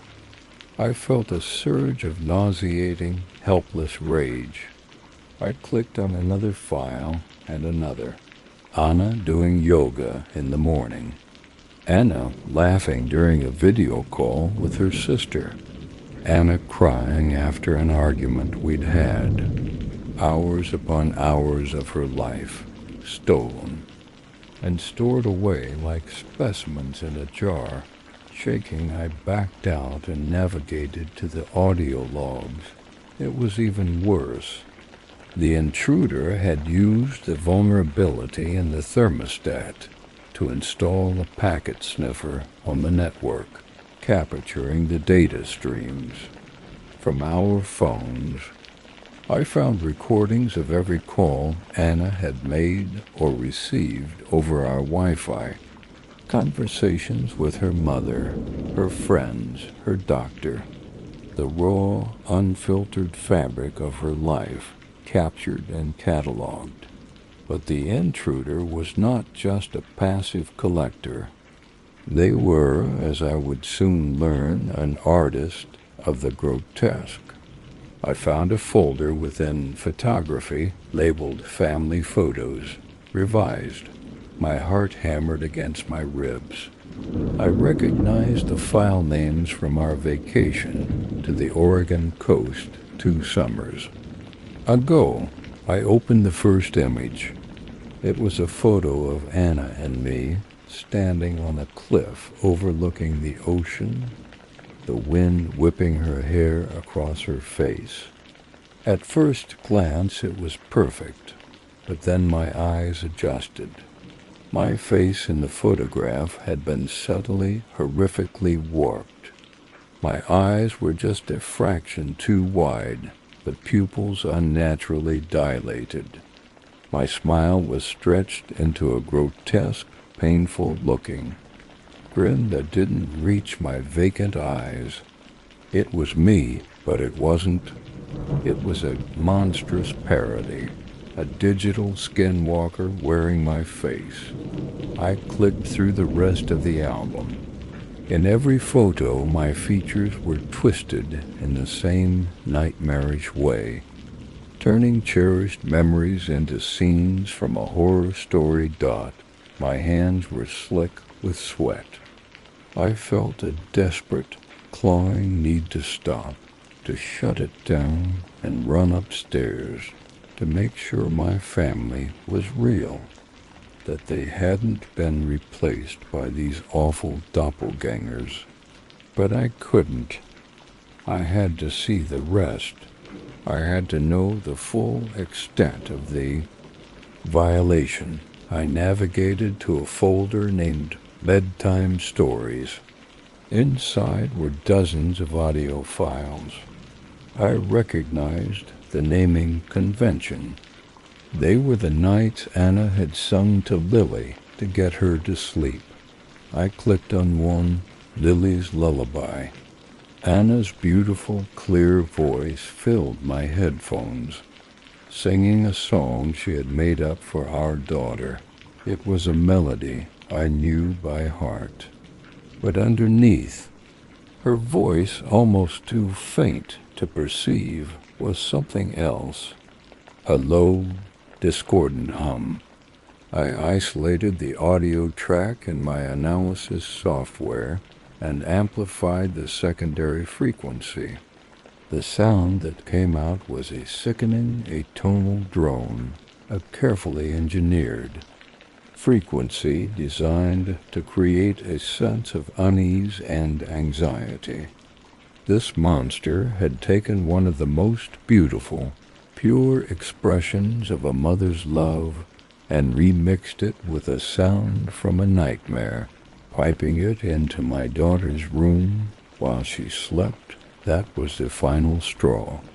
With a choked sob, I clicked on the last folder, the one I had been avoiding. Lily. The contents were even more extensive than I could have feared. Terabytes of data. The intruder had gained access to the baby monitor. There were thousands of hours of video. My daughter sleeping in her crib. My daughter playing with her toys. My daughter waking from a nightmare, crying for her mother. Every moment, from the mundane to the deeply vulnerable, had been recorded. I saw a video from the previous night of me leaning over her crib, tucking her in. I watched myself on the screen, completely oblivious, while this digital phantom watched us both. The most horrifying discovery, however, was in a subfolder labeled Behavioral Study. It wasn't video or audio. It was spreadsheets, dozens of them. The intruder, this curator of my family's stolen life, was also a scientist. They had been logging our habits, our patterns, our very lives with a chilling detachment. One spreadsheet tracked our conversations, categorizing them by topic and emotional tone. Another logged our schedules, when we left for work, when we ate dinner, when we went to sleep. It even tracked our arguments, noting the duration, the subject, and the resolution. There were detailed psychological profiles for each of us built from the stolen private moments of our lives. It described Anna's anxieties, my work-related stress, even Lily's developing personality traits. This person, this digital squatter, had not just been watching. They had been studying us like rats in a maze. They had turned our home into their laboratory and our lives into their private art project. For 2 years, a silent, unseen entity had been a member of my family. They had witnessed our joys, our sorrows, our intimacy. They knew us, perhaps better than we knew ourselves. I finally understood. They hadn't stolen our data to sell it or use it for ransom. They had taken it for a purpose far more terrifying. They had taken it because they enjoyed it. Our lives were their entertainment. The basement air was stale and cold, but I was burning up from the inside out. I shoved myself away from the desk, the chair screeching against the concrete floor, and stumbled towards the corner of the room, my hand clamped over my mouth to stifle a retching sound. The spreadsheets, the audio logs, the warped photos, the endless hours of video, it all swirled in my mind, a nauseating vortex of violation. Our lives, our most private and precious moments, had been consumed, digested, and repurposed as some kind of sick digital art installation by a faceless monster. The shame I felt as a protector was eclipsed by a primal, animalistic rage. My fortress hadn't just been breached. It had been turned into a cage, and we had been the exhibits. For 2 years. 2 years this thing had been a silent, unseen member of our family. It had been there for Lily's first steps, for whispered confessions between Anna and me in the dead of night, for every mundane argument and every quiet moment of joy. It knew us. It knew our fears, our desires, our patterns. The thought was a physical weight pressing down on me, stealing the air from my lungs. I didn't think. I acted. My movements were frantic, fueled by a potent cocktail of adrenaline and terror. I ripped the server rack open, my fingers fumbling with the latches. I didn't bother with a proper shutdown protocol. I yanked the power cables from the wall with such force that sparks flew from the outlet. I tore the drives from their bays, not just the one with the hidden partition, but all of them. I took a hammer from my toolbox, the one I used for simple home repairs, and one by one I smashed them. The crunch of plastic and the shriek of tortured metal was a symphony of release. I hammered them until the platters were shattered, until the data was nothing more than glittering dust on the cold floor. It wasn't enough. I gathered the mangled remains, took them out to the backyard and burned them in our steel fire pit until they were nothing but a pile of melted slag. It was a frantic, desperate act of purification, a ritual to cleanse the poison that had infected my home dot as the sun began to cast its first pale gray light over the Seattle skyline. I started the real work. I rebuilt my entire network from the ground up. I replaced every piece of hardware, the router, the switches, the access points. I threw the smart TV in the trash, along with the thermostat that had been the source of the breach.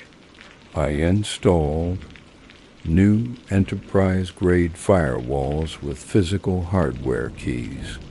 I wrote new encryption from scratch, code so dense and complex it was practically unreadable.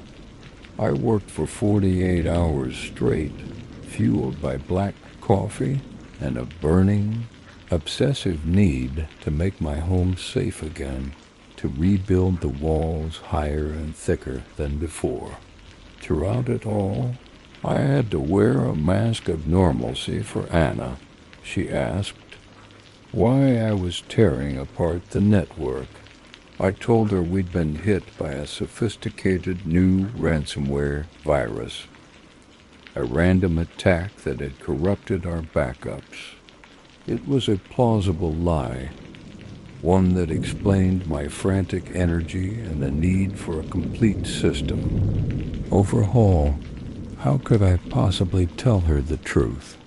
How could I explain that every photo on her phone, every lullaby she'd ever sung to our daughter, had been curated by a digital peeping Tom? How could I tell her that our memories had been stolen, twisted, and remixed into a horror show? The truth would break her. It would shatter the sense of safety she felt in her own home, in her own life. It would taint every memory, every moment. The truth was a poison, and I chose to swallow it all myself to protect her. The lie was a heavy stone in my gut, but it was a burden I would carry for her. Weeks passed.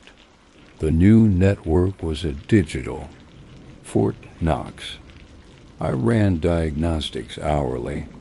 I monitored every single packet of data that flowed in and out of our home.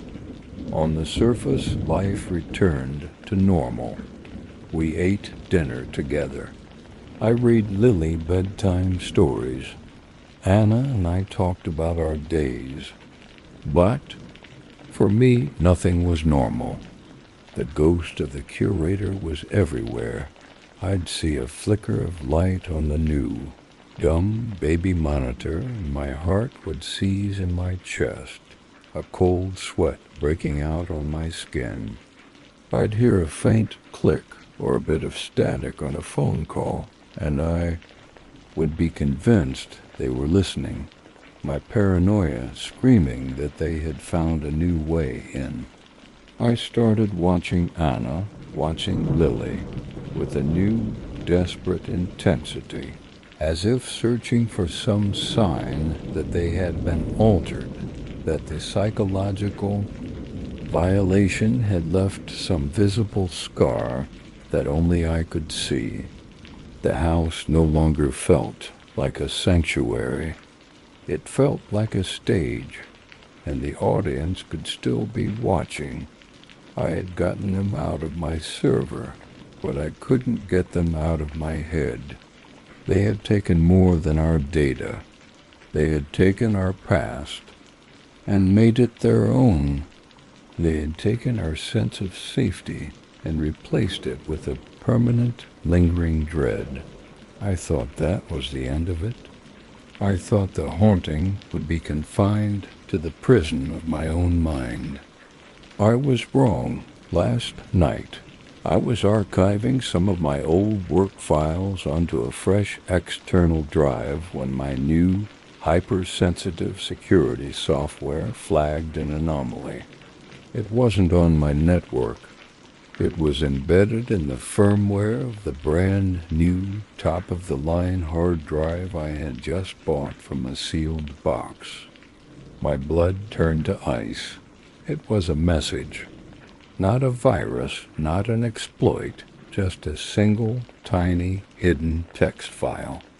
It had been placed there at the factory long before it ever reached me. It took me less than a minute to isolate and open it. The file contained a single sentence. You missed a spot. The curator underneath the text was a hyperlink. My hand shook so violently I could barely control the mouse, but I clicked it. It led to a password-protected site on the dark web. There was no prompt for a username, just a password field. I stared at it, my mind racing. What could it be? A random string? A complex key? And then a sickening realization dawned on me. I thought back to the behavioral studies, the meticulous logs of our lives. They knew everything. With a sense of grim finality, I typed in the password. It was the pet name Anna used for me, a name she only ever whispered to me when we were alone in the dark. The page loaded. It was a single, high-resolution photograph. It was a picture of my family, me, Anna, and Lily, taken just last week through our living room window. We were laughing, happy, completely unaware, and in the bottom right corner of the image there was a small, elegantly watermarked signature. The curator, A Study in Domesticity, 2023, present. They were never just in the server. The server was just their library. They had been outside, too. They are still out there, watching, collecting, curating, and my new fortress, my walls of code and fire, they're meaningless, because the monster was never trying to get in. They were already here. My name is Chloe Sterling. In the grand, often chaotic theater of life, I have always found solace in structure, in the predictable cadence of rules and consequences. It's this pursuit of order that led me to the University of Denver's Sturm College of Law, where I am now navigating the labyrinthine corridors of my second year. My existence is a meticulously curated timetable of torts classes, late-night study groups fueled by lukewarm coffee, and the endless, rustling pages of case law. Each day is a carbon copy of the last. Wake at 6 a.m., a brisk walk to campus, lectures, library, home, study, sleep. It's a demanding, often exhausting routine, but it's mine. It is a fortress of predictability I have built around myself, a sanctuary where the only surprises are the unexpected twists in a legal precedent from 1887, or so I believed. My apartment, Unit 3B, is an extension of that sanctuary. It's a modest one-bedroom space, but it's a haven of quiet control. A worn, comfortable armchair sits in the corner, a testament to countless hours spent with a highlighter in hand. Stacks of textbooks form precarious towers on my desk, each one a pillar in the architecture of my future career. The window above my desk looks out onto a quiet, tree-lined street, a peaceful diorama that rarely changes. This life, this space, was my anchor in a world I was training to interpret, to argue, to define. It was a world I understood. The world that came for me, however, operates on no laws I could ever hope to study. The disruption began on a Tuesday. It was a particularly grueling day, capped by a 3-hour seminar on criminal procedure that left my brain feeling like a wrung-out sponge. I remember the exhaustion as I trudged up the 3 flights of stairs to my apartment, my mind already cataloging the reading I needed to finish before midnight. And that's when I saw it dot. It was a small, unassuming, padded envelope propped against my door. It was vanilla-colored, standard, the kind of thing that barely registers. Yet, something about it was immediately off. It was too neat, too deliberate. My name, Chloe Sterling, and my address were printed on a stark white label in a clean, cold, sans serif font. No flourishes, no personality, just data. There was no return address. My first thought, a fleeting and naive one, was that it was a book I'd ordered from Amazon and forgotten about. I get so engrossed in my studies that I sometimes lose track of such trivialities. But as I picked it up, the theory evaporated. It was too light to be a book, and the weight inside shifted in a way that felt wrong. It wasn't the solid, reassuring heft of a paperback. It was a soft, unsettling slump. I unlocked my door, the familiar click of the deadbolt doing little to soothe the nascent anxiety prickling at the back of my neck. I tossed my heavy bag onto the floor and placed the package on the cool granite of my kitchen counter, staring at it as if it were a venomous insect. For a moment I considered just throwing it away, but curiosity, that fatal human flaw, won out. My fingers tore the paper seal. The sound it made was a soft rip, a sound that in no way prepared me for what I was about to see. Inside, the first thing that met my eyes was not a book, not a gift, not a piece of junk mail.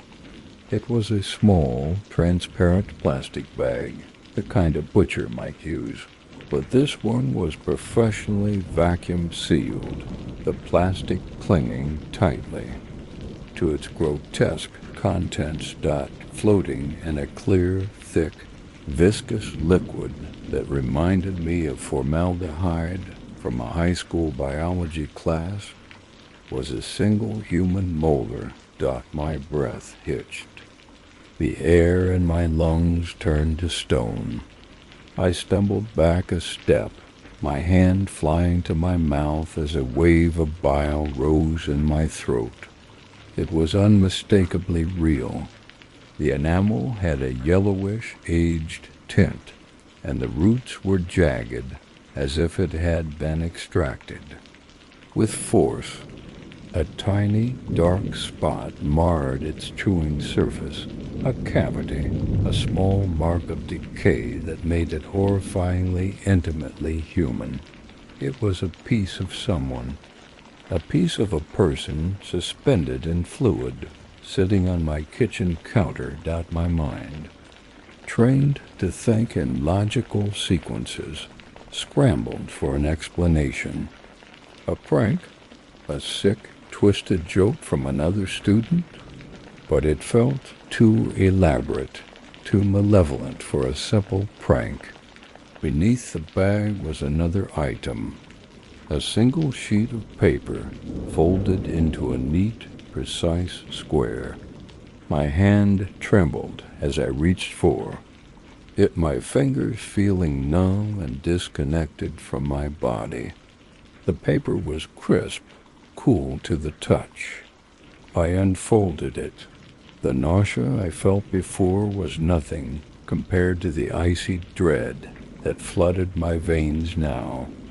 It was a printout from Google Maps. The page showed a walking route, a familiar dotted blue line snaking through the streets of my neighborhood. I recognized it instantly. It was a map of my life, the starting point, marked with a bold green pen, was the U.S. Post Office branch on Evans Avenue, just 3 blocks from my building. The place where, my legal mind supplied with chilling clarity, the package would have received its final scan before being handed to the mail carrier for delivery. The route it depicted was not random, it was meticulous. It followed the exact path I walked every single day to get to the law school campus. It passed the corner where I always waited for the walk signal. It passed the daily grind, the coffee shop where I spent my Saturday mornings poring over contracts. It passed the small, grassy park where I sometimes sat on a bench to read. During my lunch break, every turn, every street, was a mirror of my own routine. But it was the destination that shattered my world. The red pin, the end of the route, was not just dropped on my apartment building. The satellite image was zoomed in with terrifying precision, the red marker hovering directly over the top right quadrant of the building. My quadrant, the specific location of my unit, 3B, my sanctuary dot, and there, at the bottom of the page, scrawled, in a stark, aggressive red ink that bled slightly into the paper, was a single sentence. 6 words that turned my fear into pure, unadulterated terror. The final few feet are the easiest. This wasn't a prank. This was a declaration. It was a meticulously crafted message, designed to communicate a horrifying truth. Someone wasn't just stalking me. They were demonstrating their absolute power over my existence. They weren't just a faceless threat hiding behind a screen. The dark, whispered stories I'd read about on internet forums, tailies of the dark web, of anonymous marketplaces where you could hire people for unspeakable things, of threats that lead from the digital world into the physical, suddenly felt less like fiction and more like a procedural manual. This had the stench of that world, the cold, transactional precision of it all, the anonymity, the delivery of a piece of a human, being as a statement of intent. They had my address. They knew my daily habits down to the minute. And they were close enough to have potentially followed the package on its final journey, to have watched the mail carrier walk up to my building, perhaps even to my very door. The note wasn't just a threat. It was a boast. It was a parallel. Just as the package had closed the distance to my door, so could they. They wanted me to know that the flimsy protection of my locked door, the final few feet of my perceived safety, was meaningless to them. They could close that distance whenever they pleased. For a long time, I didn't move. I stood frozen in the center of my kitchen, the unfolded map laid out on the counter like a sacred, terrible text.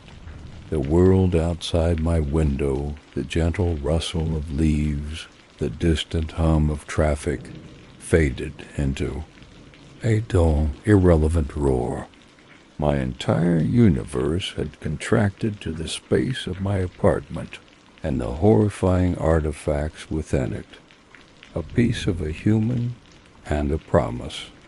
My mind, the analytical engine I had spent years honing, was sputtering, failing to compute the variables of this new reality.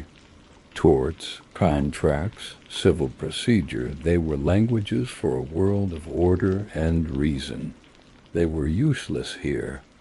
This was the jurisdiction of chaos. My first coherent thought was to destroy it, to take the bag with its gruesome contents and the map with its blood-red scrawl, put them in the trash, and pretend none of it ever happened. Erase the evidence and perhaps erase the event itself. But my legal training, buried deep beneath the avalanche of fear, screamed in protest. This was evidence. Evidence of what I wasn't sure: harassment, stalking, a threat of violence, but it was evidence nonetheless. And I was the complainant, the victim. With a surge of adrenaline-fueled resolve, I picked up my phone. My fingers felt like clumsy, foreign appendages as I dialed 911. The operator's voice was calm, procedural, a stark contrast to the frantic hammering in my chest. 911, what is your emergency? I need to report something, I stammered, my voice a reedy whisper. Someone sent me a package. There's a human tooth in it. There was a brief pause on the other end. I could almost hear the operator mentally flipping through a flowchart of possible responses. A human tooth, ma'am? Yes, and a map. A map of my route to school. They marked my apartment. They left a note.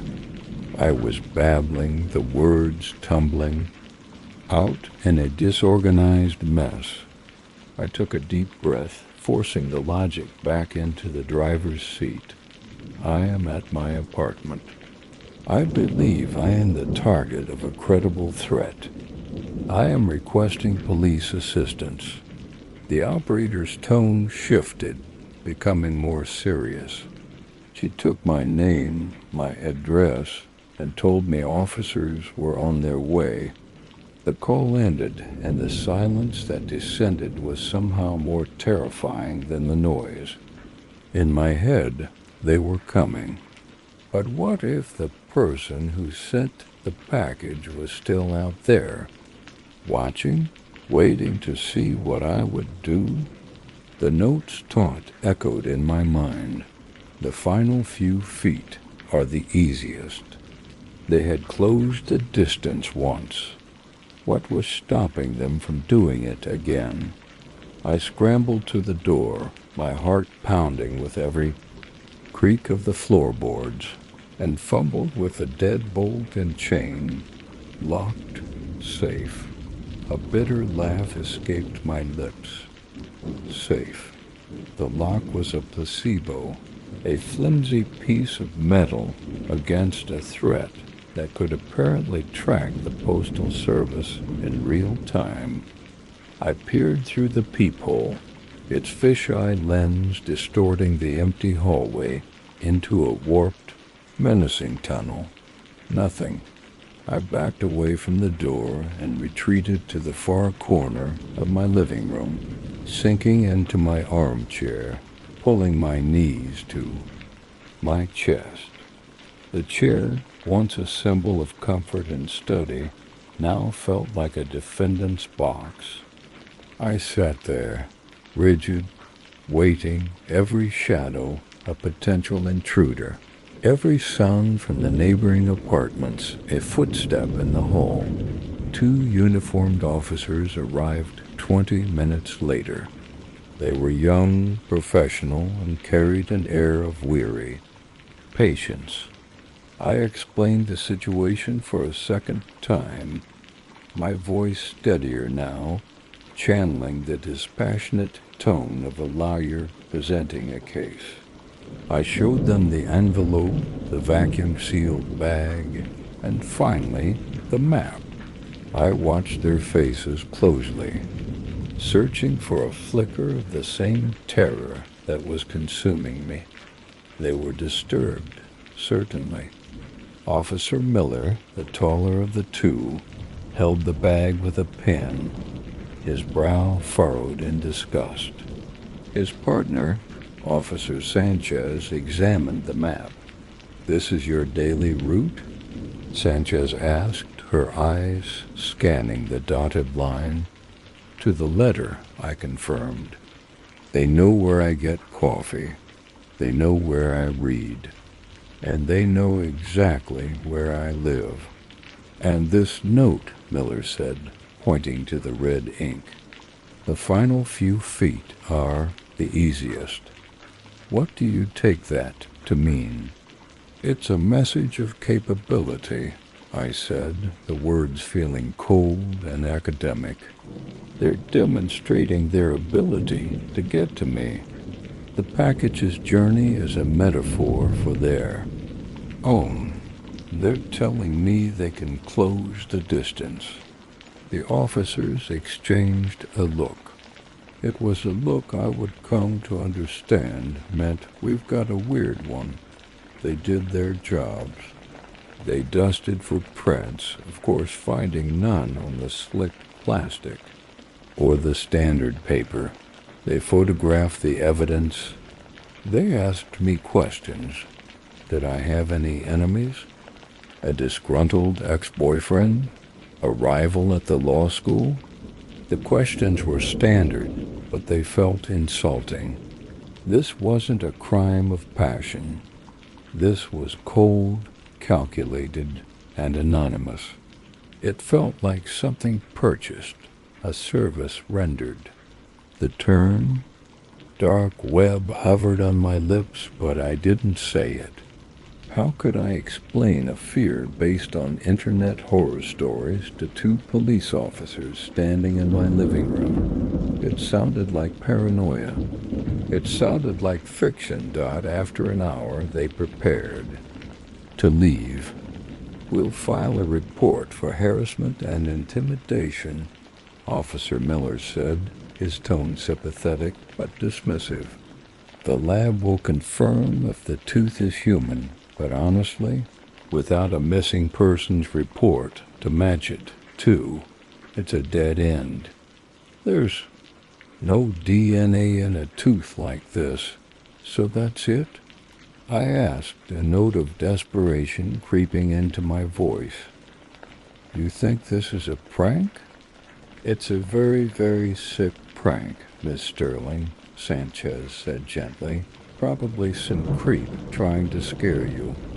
We'll increase patrols in the area for a few days, but without any more evidence, a suspect, or a further threat, there's not much we can do. Our advice? Be vigilant. Maybe change up your routine. And if anything else happens, call us immediately." They left, and I was alone again. But the apartment was different now. Their presence had been a temporary balm, but their departure left a vacuum that was quickly filled by a more potent, intelligent fear. They thought it was a prank. They didn't understand the message. The map wasn't just a map. It was a surveillance log. The tooth wasn't just a gross object. It was a trophy. The note wasn't just a threat. It was a statement of philosophy. I walked through my apartment, and it was no longer my own. The window above my desk, once a source of peaceful light, was now a gaping vulnerability. I pulled the blinds shut, but I could still feel unseen eyes boring into the back of my head. I thought about the person who sent this. They weren't just a creep. Creeps were messy. This was precise. This was the work of a professional, or someone who hired one. My mind, now fully embracing the dark possibilities, finally landed on the dark web. I had read articles about it for a research paper on cybercrime, hitmen, traffickers, and purveyors of all things illicit, all operating under a cloak of absolute anonymity. Could you order something like this? A scare package? A personalized terror delivery service? The idea was so outlandish, it should have been laughable. But in the context of the tooth sitting in an evidence bag on its way to a police lab, it felt chillingly plausible. The fortress of my predictable life had been breached, its walls proven to be paper thin. Changing my routine, as the officer suggested, felt like a child's solution to a monster under the bed. The monster wasn't just under the bed. It had drawn a map to the bed. It knew the thread count of the sheets. I couldn't stay here. Not one more night. My sanctuary was a cage, and the zookeeper had just rattled the bars. My hands shaking, I pulled out my phone and called my best friend, Sarah. "Chloe, it's almost midnight. Is everything okay?" Tears I didn't know I'd been holding back began to stream down my face. "No," I sobbed, the single word carrying the weight of the entire evening. "Sarah, can I come over? I can't be here right now." I didn't explain. I just packed.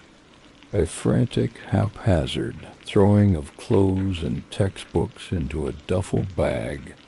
Every few seconds I would stop and listen, my ears straining for any sound from the hallway.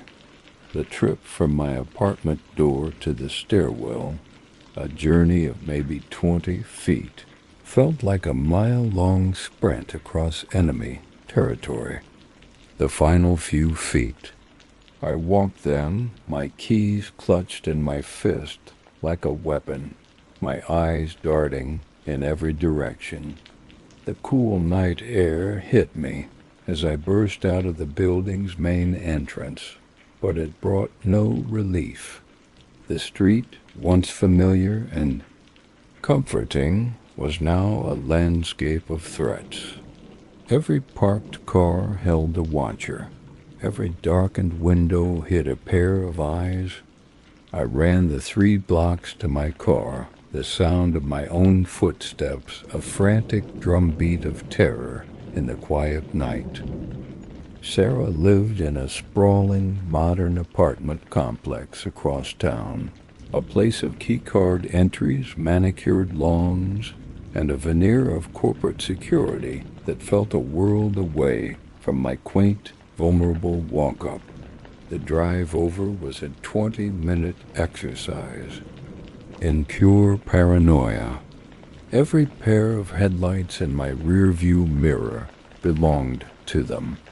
Every shadowy figure on a street corner was waiting for me. By the time I pulled into the visitor parking garage, my knuckles were white from gripping the steering wheel, and my nerves were shot through with adrenaline and exhaustion.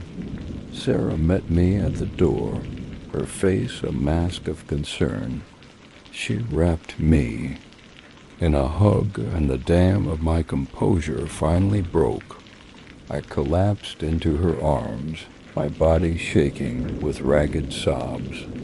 She led me inside, sat me down on her plush sofa, and listened patiently as the entire sordid story poured out of me. The package, the tooth, the map, the chilling note, the dismissive police officers.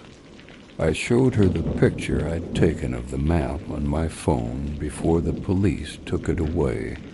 She stared at it, her eyes wide with a mixture of horror and disbelief. Unlike the police, she didn't dismiss it as a prank.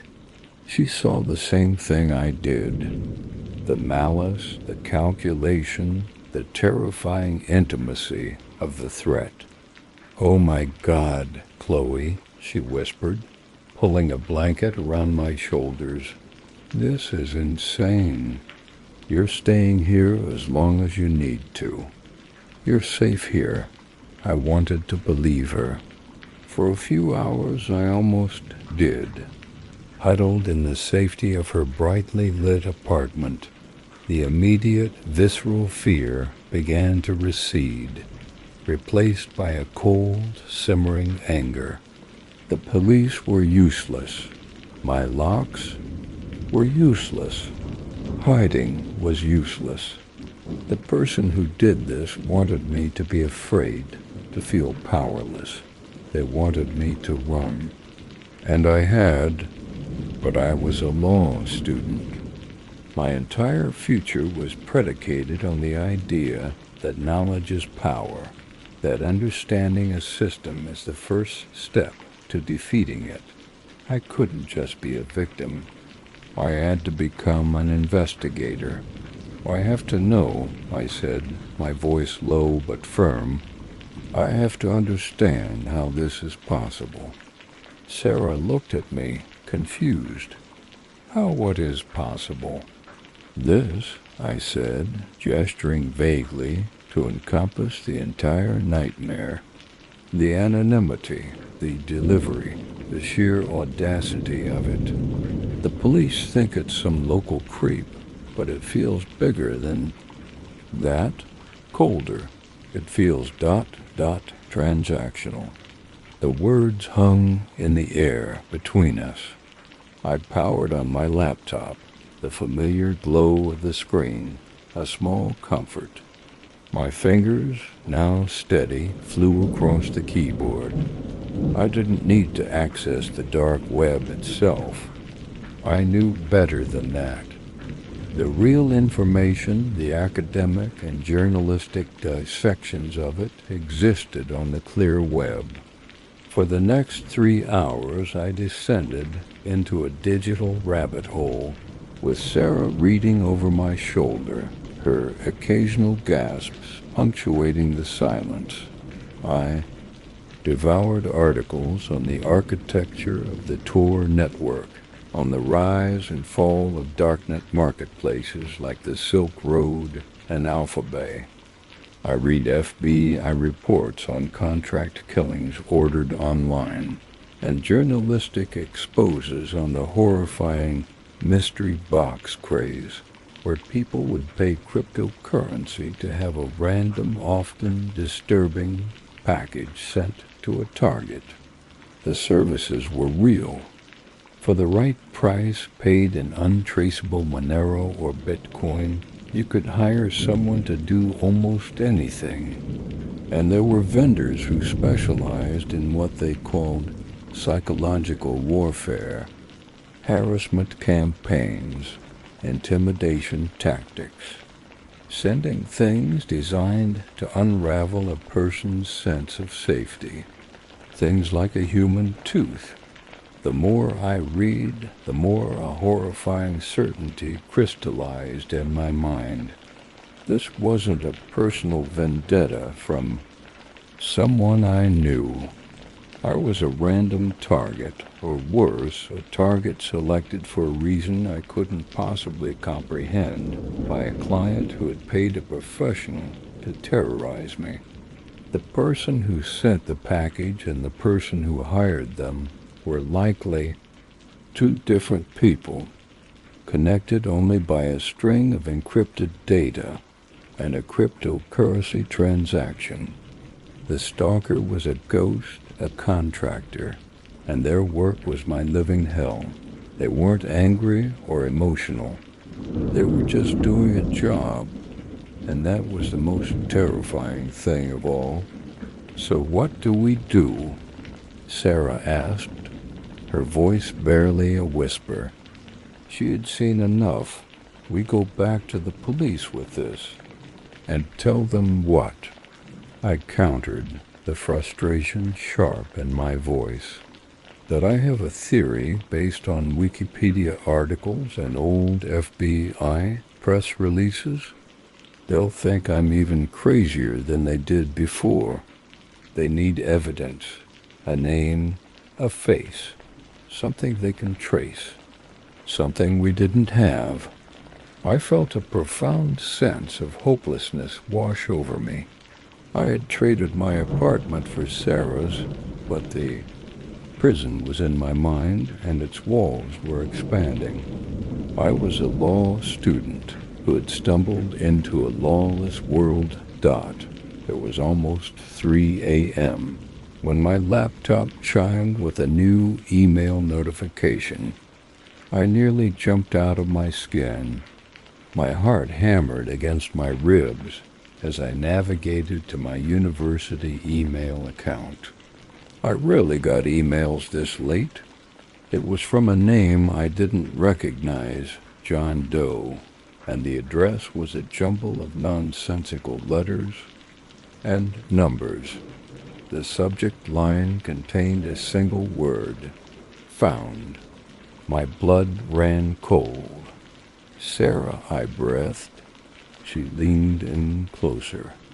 With a trembling finger, I clipped the email open.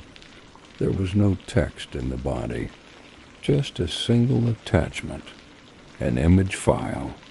My hands were shaking so badly that it took me 2 tries to click on it. The image loaded. It was a photograph, a new printout from Google Maps, photographed sitting on what looked like the passenger seat of a car. A new route was plotted, the dotted blue line a familiar, sickening sight. The green pin, the starting point, was dropped directly on my old apartment building. The red pin, the destination, was hovering with pinpoint accuracy over Sarah's apartment. Complex. Over the very building we were sitting in right now. And beneath the map, scrawled in the same aggressive red ink, was a new message. I walked too, I screamed. It wasn't a word, just a raw, primal sound of absolute terror. Sarah grabbed my arm, her face ashen as she stared at the screen. It wasn't a metaphor anymore. He had followed me. He had watched me run, tracked me across the city, and was now somewhere out there in the darkness, letting me know he was here. The security cameras, the key cards, the gated garage, they were all meaningless. He was outside. He had closed the distance again. My phone buzzed on the coffee table. A text from an unknown number. My body went rigid. I couldn't bring myself to look, but Sarah, her own fear now eclipsed by a protective fury, snatched it up. Her gasp was sharp and choked. "What is it?" I whispered, my eyes still glued to the map on the screen. She turned the phone towards me, her hand shaking. It was a picture, a live photo taken just moments ago from the parking lot. It was a clear shot of her apartment building, of her window. In the bottom corner of the window, 2 faint silhouettes were visible against the light. We were no longer just being stalked. We were being watched. The final few feet weren't just the easiest part of the journey. They were the end of the game, and we were the prize. My name is David Carter. I am a resident of North Carolina, a husband, a homeowner, and for the better part of my adult life, a man engaged in a quiet, protracted war with his own body.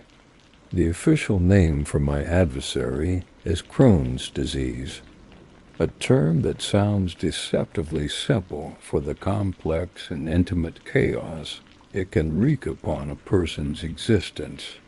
It is a deeply personal, often humiliating, and relentlessly chronic condition that has dictated the rhythm of my days for over 2 decades. To live with Crohn's is to become a meticulous archivist of your own suffering. You learn to chart the subtle shifts in your internal landscape with the precision of a seismologist monitoring fault lines. You become fluent in a language of symptoms and side effects that is unintelligible to the healthy. The details of my treatments, the specific dosages of my medications, the catalog of my surgical procedures, the humiliating narratives of my flare-ups, this was information I considered sacrosanct. It was a sealed record, a confidential history shared with only 2 other living souls, my wife, Sarah, and my gastroenterologist, Dr. Evans. They were the keepers of my secrets, the co-authors of a story I believed was locked away in the sterile, HIPAA protected vaults of the medical system. That all changed after the breach. I was, statistically speaking, just one of 8.9 million. That was the number of people whose most private data was siphoned out of the servers of MCNA Dental in a massive cyber attic. The irony was not lost on me. I hadn't been a patient of MCNA Dental in over a decade. Yet, through the labyrinthine data-sharing agreements that form the invisible skeleton of modern healthcare, they possessed my entire life's medical story. When the letter arrived, it was almost laughably mundane. It was printed on inexpensive paper, folded neatly into a standard business envelope, its language a masterpiece of corporate legalese designed to minimize panic and liability. It spoke of unauthorized access, of a potential compromise of personal information, and offered the standard, almost insulting, palliative, 1 free year of credit monitoring. I remember holding the letter in my kitchen, the afternoon sun, slanting across the countertops. Sarah asked what it was. Another one, I'd said, tossing it onto the pile of mail. Some dental company I used ages ago got hacked. They're giving us free credit monitoring. In today's world, data breaches are like the weather, an unfortunate but expected part of the environment. You hear the forecast, you might grab an umbrella, but you don't fundamentally alter the course of your life. I activated the credit monitoring service, a process that took all the 5 minutes, and then I promptly forgot about it.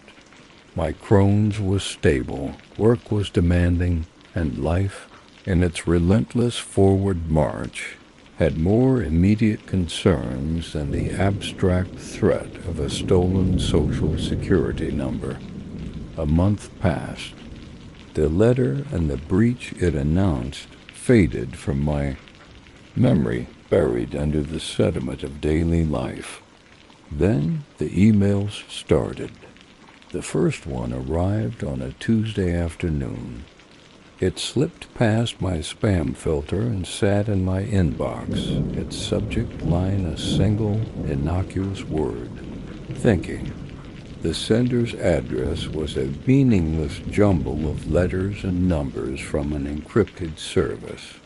I almost deleted it, assuming it was just sophisticated phishing. Curiosity, that fatal human flaw, made me click.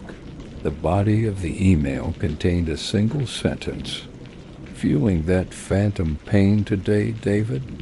I froze. My blood ran cold, a sudden icy shock that seemed to start in my gut and radiate outwards. Phantom pain. It wasn't a clinical term. It wasn't something you'd find in a medical textbook. It was a specific, private phrase Dr. Evans and I had coined years ago.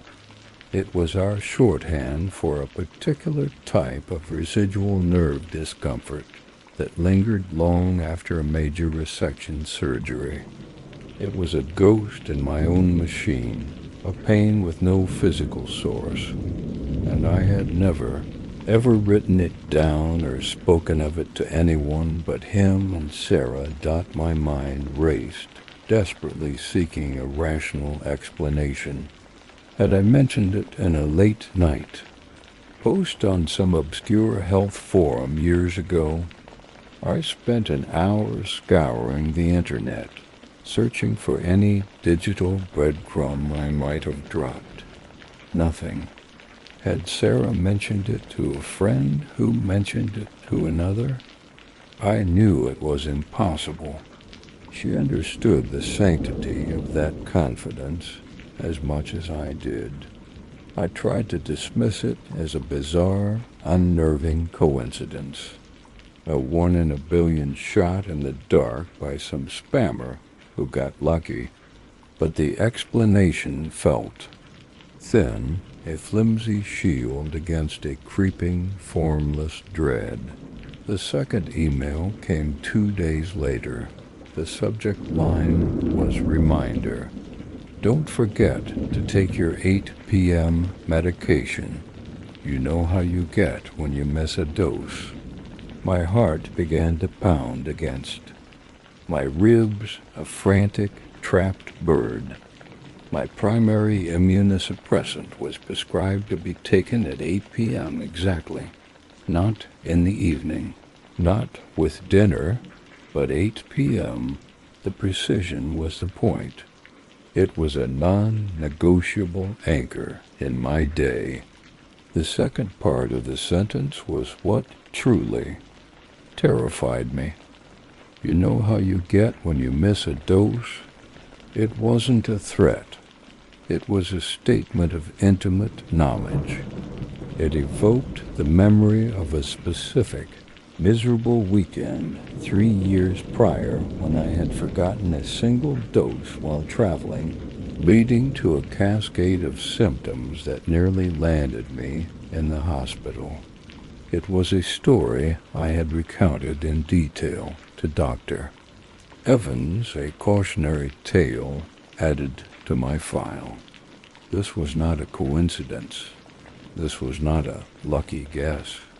The flimsy shield of denial shattered, and the full, horrifying reality crashed down on me. Someone had my file. Not an abstract summary of my condition, but the entire unredacted document. Every note, every lab result, every private conversation transcribed into my medical history. That file, stolen from a dental insurer's poorly secured server, had been packaged, priced, and sold on some sordid, invisible marketplace on the dark web. And now one of its buyers, a complete stranger, was holding it. My life in its most vulnerable, exposed state was in their hands. The quiet, manageable war I had been fighting in private was about to become a public spectacle, and my own history was the weapon being aimed squarely at my head. The ghost was no longer in my machine. It was in my inbox.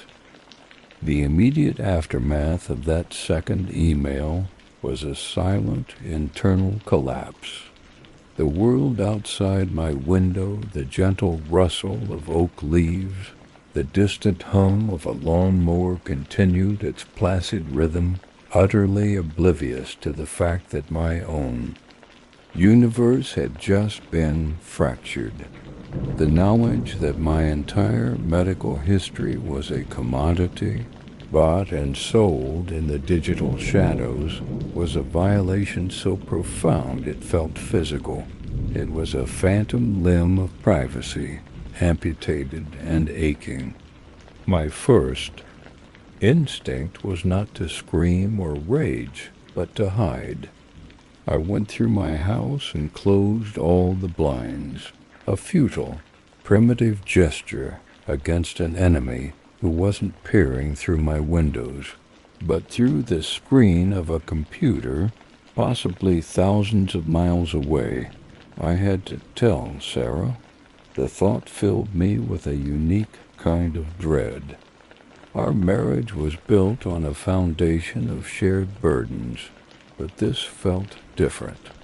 This wasn't the disease itself, an enemy we had fought together for years.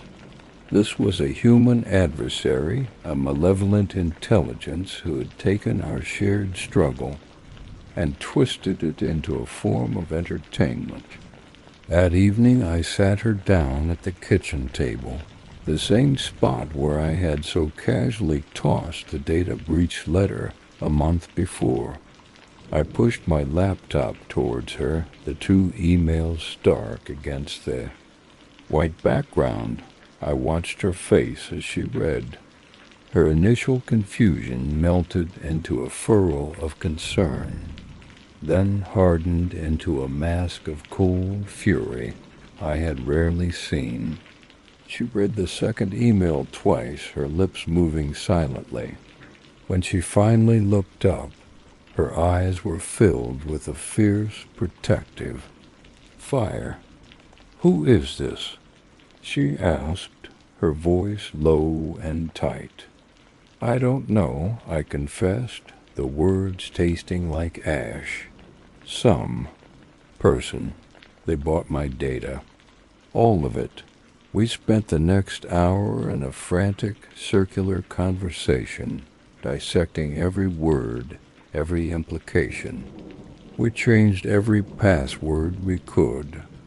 Think of enabled two-factor authentication on every account, but we both knew it was like boarding up a house after the intruder was already inside. The damage was done. The data was out there. The psychological torment escalated with chilling precision. The stalker, this ghost in my chart, wasn't interested in threats of physical violence or crude extortion. Their method was far more insidious. They were dismantling my sense of reality, using the most intimate details of my life as their weapon. The emails continued, each one a carefully selected dart aimed at a past vulnerability. One referenced a bout of depression I suffered after. A failed experimental treatment in 2012, a detail buried deep within a therapist's notes in my file. "Feeling a little hopeless today, David? Remember what Dr. Miller said about cognitive distortions." Then the packages started arriving. This was the true turning point, the moment that digital haunting led into the physical world.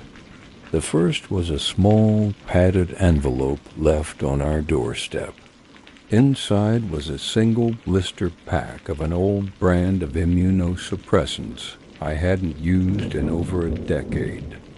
It was a drug that had caused severe side effects, a medication I associated with one of the darkest periods of my illness.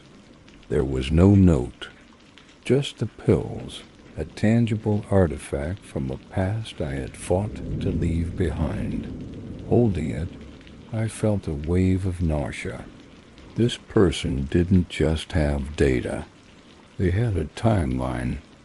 They could reach back into my history, pluck out a specific, painful memory, and mail it to my front door. A week later, a second package arrived. This one was a cardboard tube. Inside was a rolled-up pamphlet for a Crohn's disease support group in a town we had lived in 5 years earlier. I had attended exactly one meeting, a grim, fluorescent-lit affair in a hospital basement. I had found it so profoundly depressing that I never went back. I had told no one but Sarah. Seeing that pamphlet with its cheerful, generic stock photos of smiling people felt like a mockery of a moment of profound vulnerability. The stalker knew not just what drugs I took, but how I had tried and failed. To cope with the emotional toll, my life became a prison of paranoia. The sanctuary of my home felt compromised. Every delivery truck that rumbled down our street sent a jolt of anxiety through me. I began to doubt my own memory, my own sanity. The stalker was gaslighting me on an industrial scale, using the infallible, objective truth of my own medical data to make me feel like I was losing my mind. Had I told someone about that support group? Did I post about that old medication on a forum and forget? I would spend hours retracing my digital footprints, searching for a rational explanation, a mistake I had made that would make sense of the madness. I never found one. The only explanation was the one I couldn't bear. A stranger knew me better than some of my closest friends, and they were using that knowledge to systematically deconstruct me. The strain on my marriage began to show. Sarah was my rock, but the invisible nature of the threat was corrosive. My paranoia was a toxic fog that filled our home.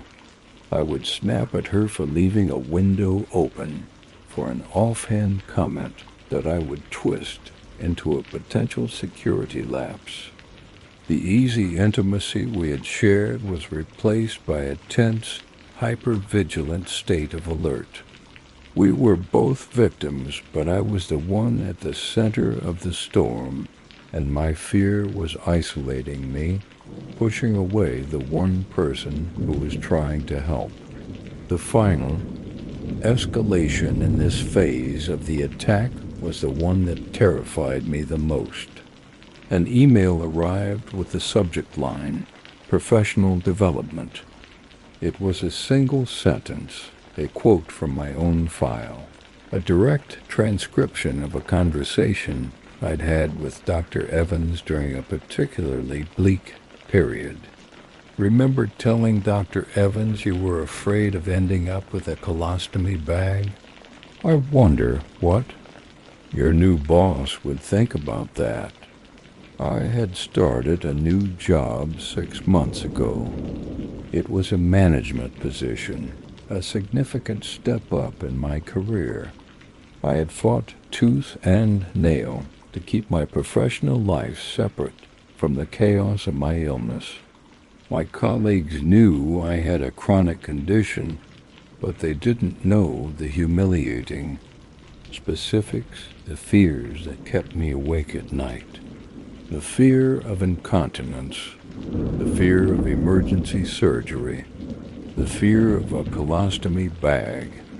It was a private terror, a symbol of ultimate defeat in my long war. And this anonymous tormentor had just threatened to detonate that bomb in the middle of my career. The game had changed. This wasn't just about haunting my past anymore. It was about destroying my future. That last email, the one dangling my deepest professional insecurity like a hangman's noose, was a declaration of war. The game had indeed changed. The stalker had grown bored of simply haunting the periphery of my life. Now they wanted to burn it to the ground. The fear that had been a corrosive fog turned into a sharp, clarifying fire. Sarah saw it in my eyes when I showed her the message. The frantic paranoia was gone, replaced by a grim, brittle resolve. We were done being victims. We were done hiding. The next morning, we went to the police. I walked into the local precinct, clutching a manila folder containing printouts of the emails and photos of the packages that had arrived. I felt a sliver of hope, a belief that the tangible weight of the evidence would finally translate into action. That hope dissolved under the harsh fluorescent lights of the station. We sat with a detective, a man who looked tired and overwhelmed, as I recounted the story from the beginning. He listened patiently, nodding, but his expression never changed. It was the look of a man who had already filed the report in his head before I was halfway through my tale.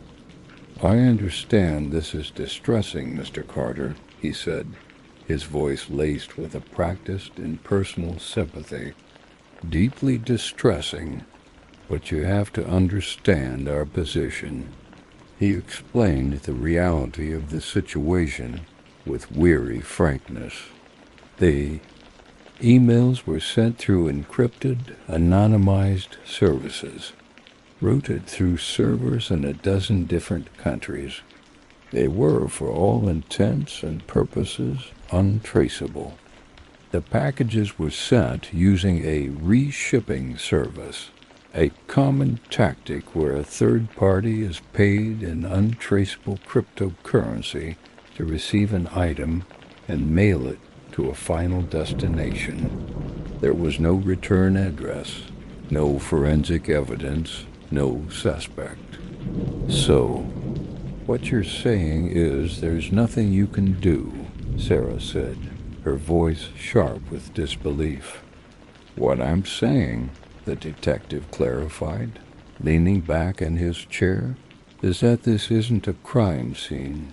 It's a data point. The crime happened months ago on a server hundreds of miles away.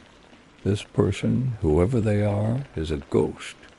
We can file a report for harassment, of course, but in terms of finding them, the odds are astronomical.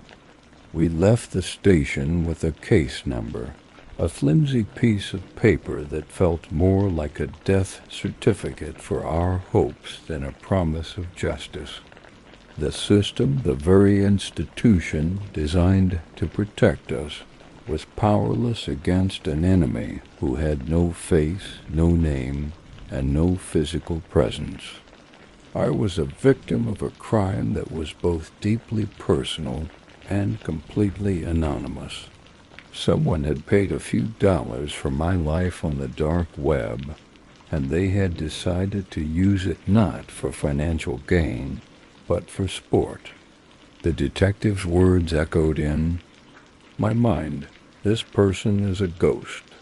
That night I couldn't sleep. I sat in the dark of my living room, the weight of my options pressing down on me. I could quit my job, preempting the stalker's threat, but that felt like letting them win.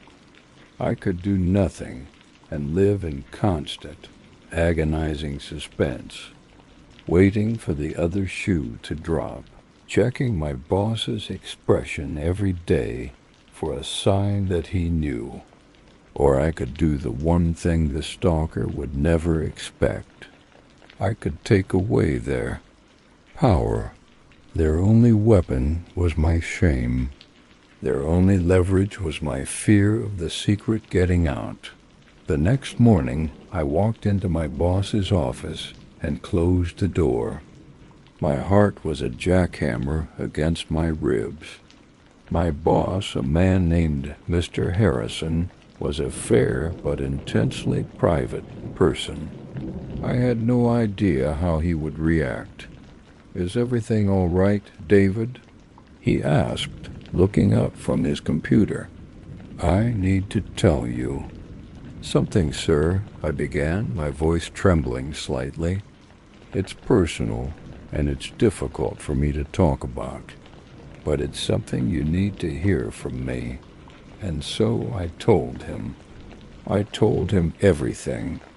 I told him about Crohn's disease, not the sanitized chronic condition version, but the real unvarnished truth of it.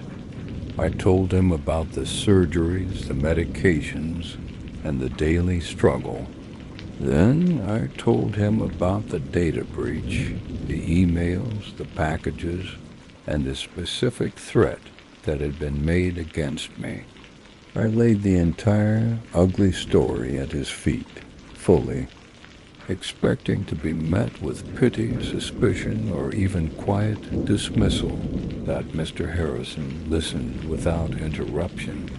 His face was unreadable. When I finished, the silence in the room was deafening. He steepled his fingers, his gaze fixed on me. "First," he said, his voice calm and even, "thank you for trusting me enough to tell me that. I can't imagine how difficult this has been."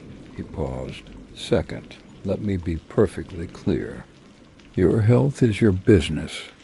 It has never affected your performance, which has been exemplary. The idea that someone would use it against you is monstrous." He leaned forward.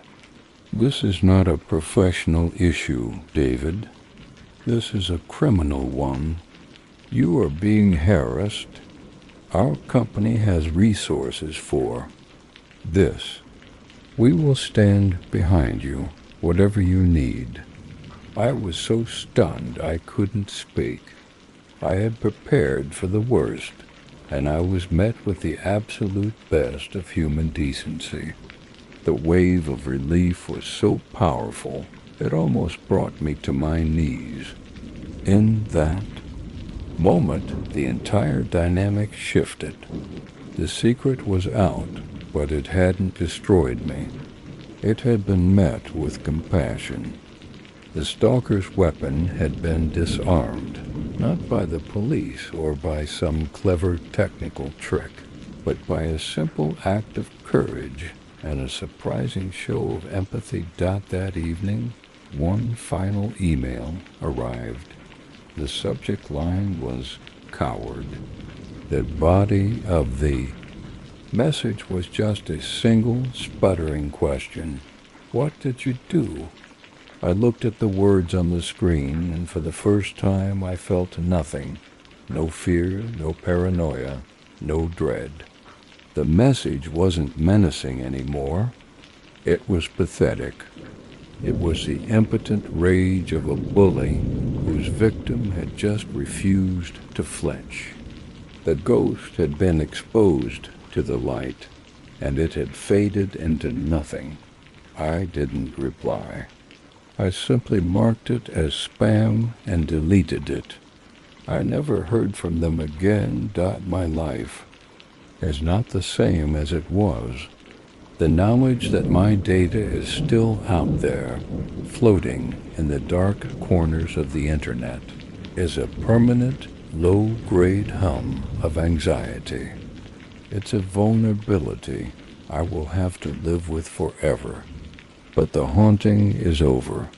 The ghost in my chart no longer has power over me. I learned that the prison wasn't the disease or the data breach. It was the shame I carried. By choosing to speak my truth, I took back the key. The stalker may have bought my data for a few dollars, but in the end, I refused to let them own my life. My name is Alexander Thorne, though the world, or at least the small niche D corner of it that pays attention to me, knows me as Alex. I am the creator, host, and sole personality behind the YouTube channel Mythbreakers. At the time of these events, my subscriber count had just crested 50,000, modest number in the grand scheme of online celebrity. But for my specific brand of content, it was a veritable empire.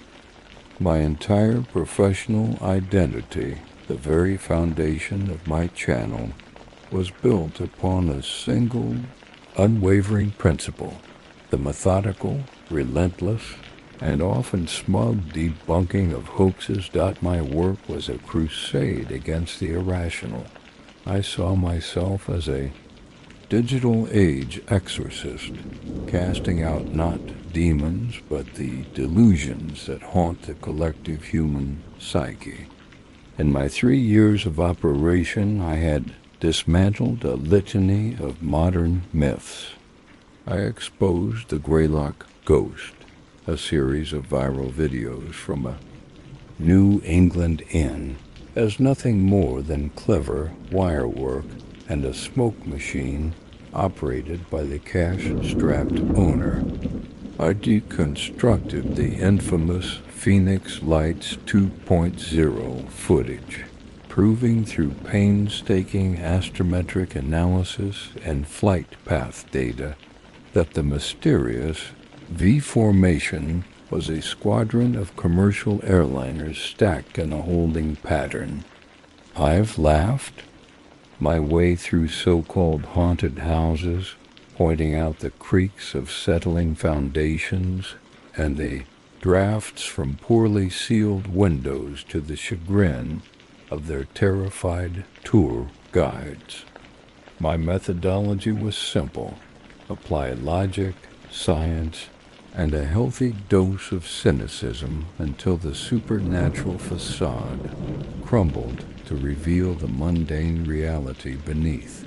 But among all the ghosts, aliens, and cryptids, one legend stood apart as my personal. Everest, the great white whale of digital folklore, the dark web red room. The concept was the stuff of pure, uncut horror, a boogeyman for the internet age. Interactive, live-streamed torture and murder broadcast to an exclusive audience of depraved sadists who paid an untraceable cryptocurrency to direct the proceedings. It was a perfect storm of our deepest fears: technological anonymity, human cruelty, and ultimate powerlessness. And I was utterly convinced it was nothing more than a creepypasta, a campfire story told in the flickering glow of a monitor screen. The logistics were a nightmare, the risks for the perpetrators astronomical, and the very idea seemed more like a screenwriter's fantasy than a criminal enterprise. It was the final boss of internet myths, and I was going to be the one to kill it for good. My investigation began, as it always did, with a deep dive. For weeks, my life became a cycle of late nights, fueled by cheap energy drinks and the low hum of my computer rig. I navigated the labyrinthine corridors of the dark web, using the Tor browser to peel back layers of digital obfuscation. I waded through forums filled with edgy posturing, marketplaces selling everything from stolen credit card numbers to dubious narcotics, and endless pages of unhinged political manifestos. It was a cesspool, to be sure, but it wasn't the demonic hellscape of popular imagination. It was mostly just sad, boring, and populated by low-level criminals and paranoid fantasists. Then I found it. Tucked away in a niche forum dedicated to transgressive art, I found a post that was different. It didn't have the crude, desperate energy of the usual Red Room solicitations. It was elegant, cryptic, and intelligent. It spoke of an interactive, performance art piece designed to deconstruct the very myth I was chasing. The post framed it as an alternate reality game, or RA. For the uninitiated, an RJ is a complex, multi-layered puzzle that uses the real world as its platform. This one, titled The Theseus Gauntlet, claimed that its winner would be led to the location of the performance, where the myth of the Red Room would be exposed as the fiction it was not. It was perfect. It was a trap designed for someone exactly like me, someone arrogant, intelligent, and obsessed with being the smartest person in the room. The game was a self-aware nod to the myth itself, a meta-commentary that felt sophisticated and safe. This wasn't some brute threatening violence. This was an intellectual challenge. I was hooked instantly. I announced a new project to my subscribers, framing it as the ultimate episode of Mythbreakers. The response was electric. My audience, conditioned by my previous takedowns, was hungry for the kill. They saw this as the grand finale. I dove into the gauntlet headfirst, documenting every step from my channel. The puzzles were nothing short of brilliant, a testament to a truly gifted and twisted mind. The first stage involved steganography. A seemingly innocuous image of a minotaur in a labyrinth posted on the forum contained a hidden text file when analyzed correctly. That file held a block of base 64 code that, when decrypted, revealed a set of coordinates not for a physical location, but for a specific server on a long-forgotten academic network. On that server was a single audio file, a recording of what sounded like Morse code, but played at such a low frequency it was almost inaudible.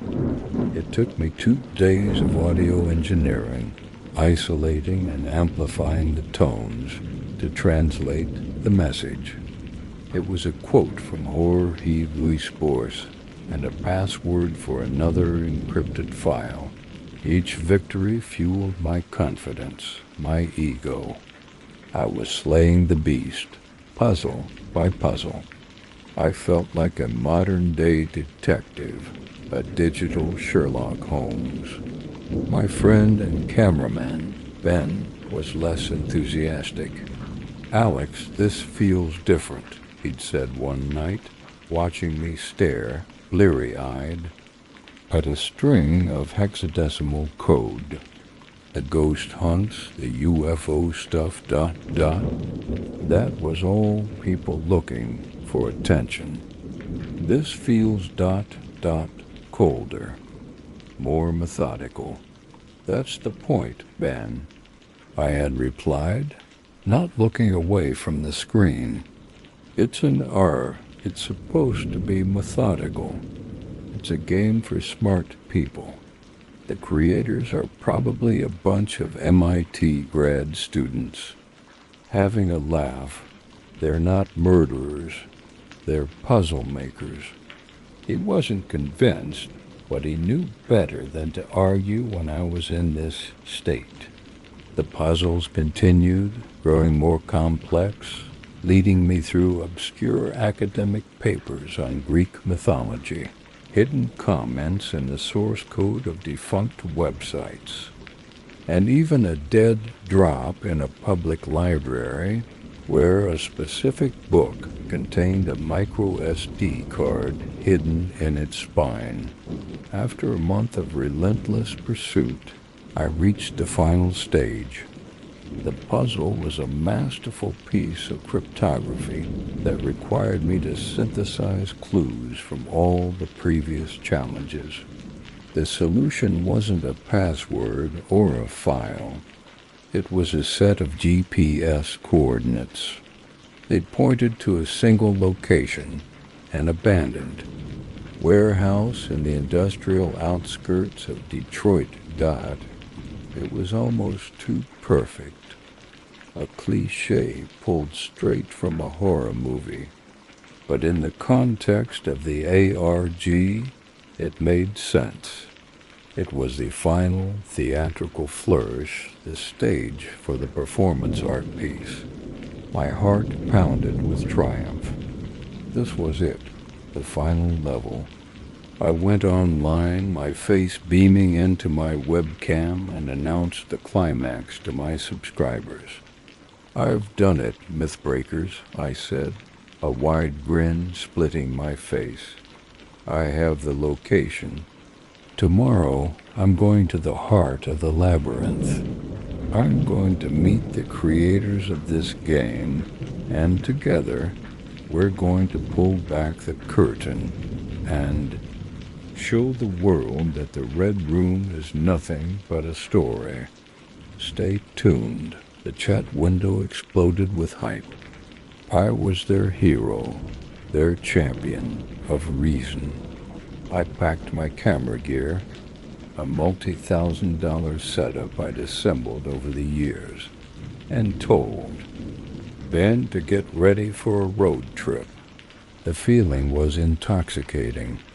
I was on the verge of my greatest victory, about to drive the final nail into the coffin of the Internet's most terrifying myth.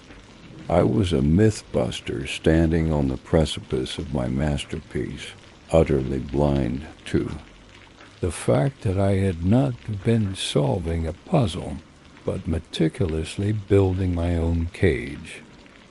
Asterisk, asterisk, the drive to Detroit was thick with a strange mixture of giddy anticipation and a low, humming tension.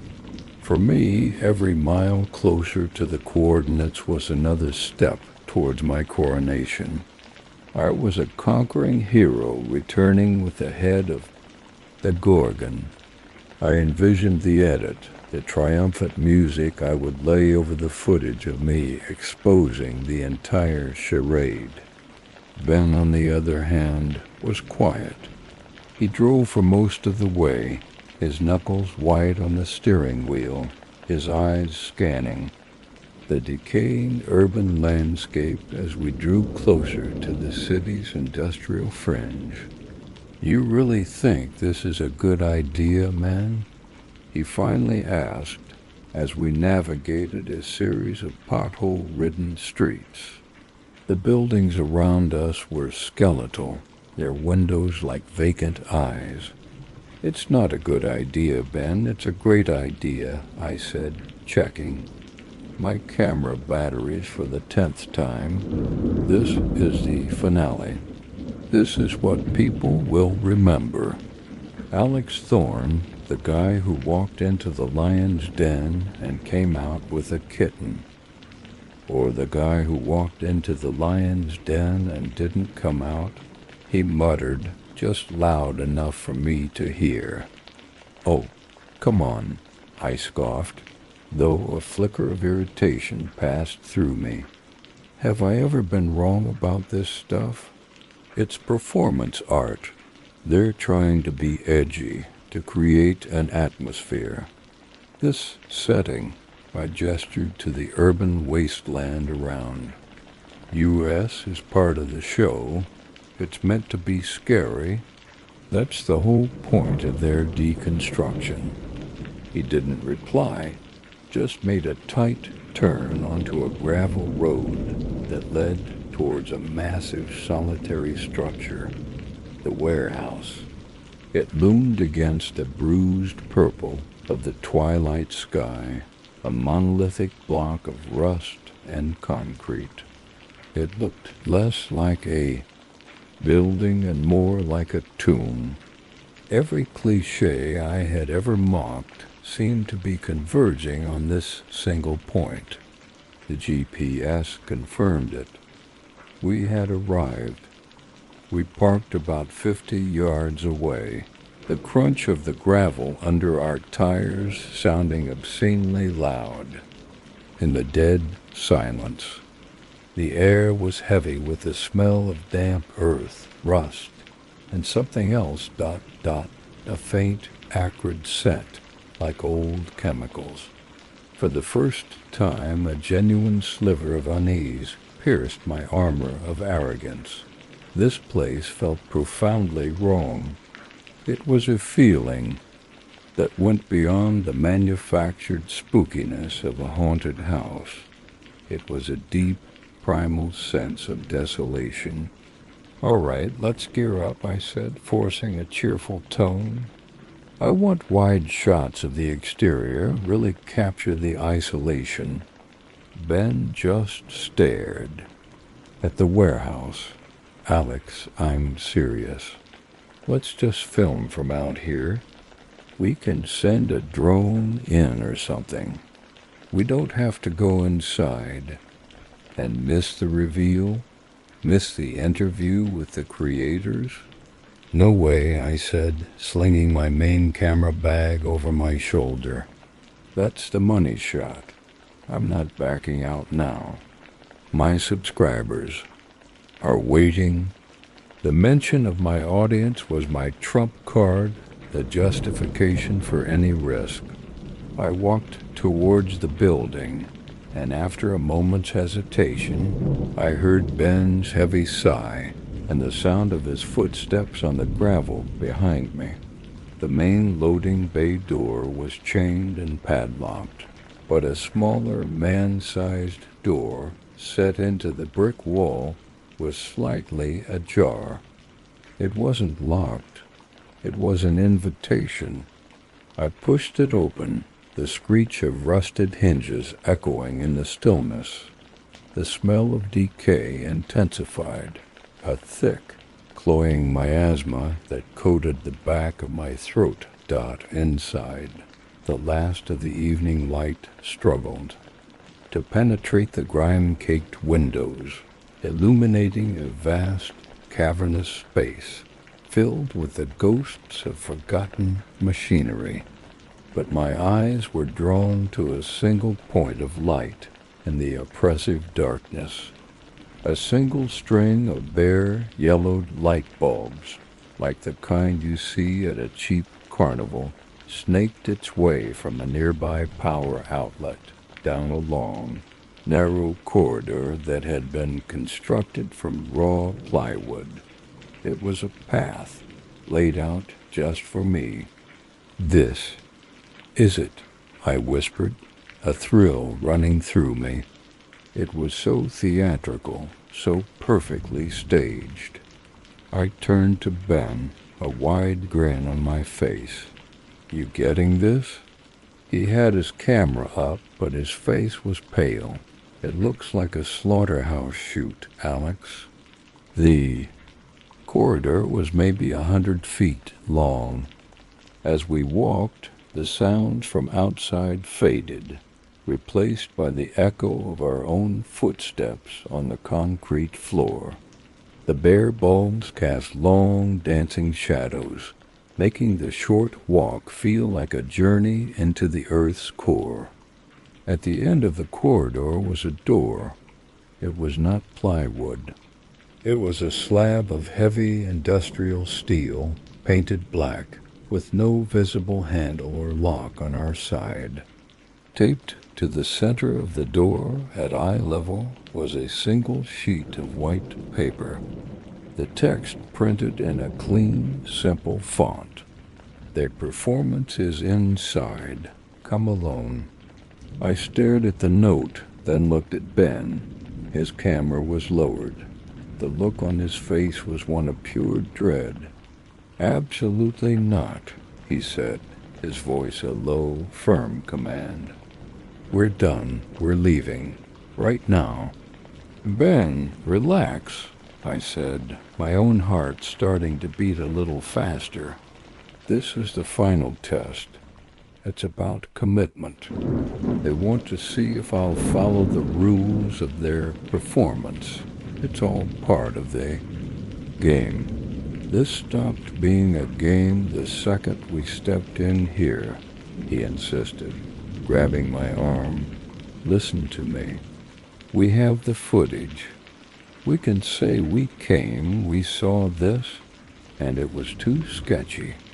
That's a story. We don't need to see what's behind that door, but I did. My pride, my ego, my entire brand was on the line. Backing down now would be admitting defeat. It would be admitting that Ben was right, that the myth might have teeth after all. I couldn't do it.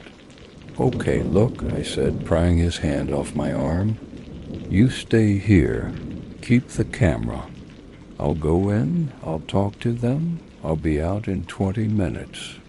An hour max. If I'm not back in exactly 1 hour, you call the police. Tell them everything. Give them the coordinates. It's a perfect safety net. I was so sure of my own logic, so blinded by the narrative I had constructed.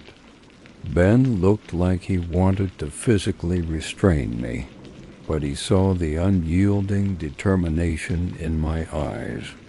He knew he had lost the argument. He just nodded, his expression grim. I handed him my wallet and my car keys. 1 hour. I turned to the door. I put my hands on the cold steel and pushed. It moved silently, swinging inward with surprising ease. I stepped over the threshold into absolute blackness. Before my eyes could adjust, I heard a soft click from behind me, followed by the deafening, final thump of the steel door swinging shut. It wasn't the sound of a latch. It was the sound of a heavy magnetic lock engaging, the sound of a bank vault. A moment later, the room was flooded with sterile white fluorescent light. It was small, no more than 10 feet by 10 feet. The walls, floor, and ceiling were seamless, poured concrete. It was utterly empty, except for 3 things. In the center of the room was a single, simple wooden chair. It faced the far wall. Mounted on that wall was a small black webcam, its single red indicator light glowing with malevolent intensity. Next to the chair on the floor was a small, low table.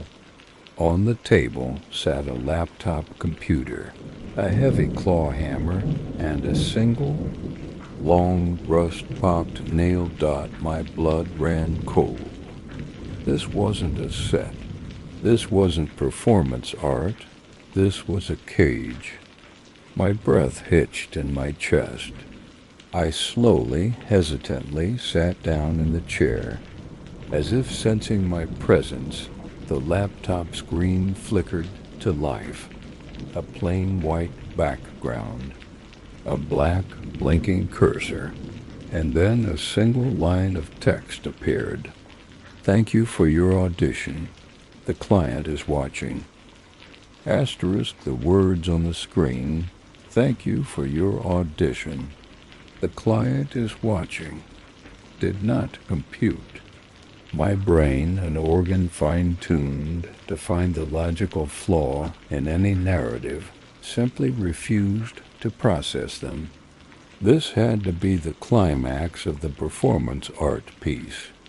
A brilliant, terrifyingly immersive bit of theater designed to give me the scare of my life before the creators revealed themselves, laughing to congratulate me on my tenacity. It was the only explanation that made sense. My entire worldview depended on it. I leaned forward, trying to project an air of calm amusement for the hidden camera I was sure was somewhere in the room, separate from the glowing red eye of the webcam.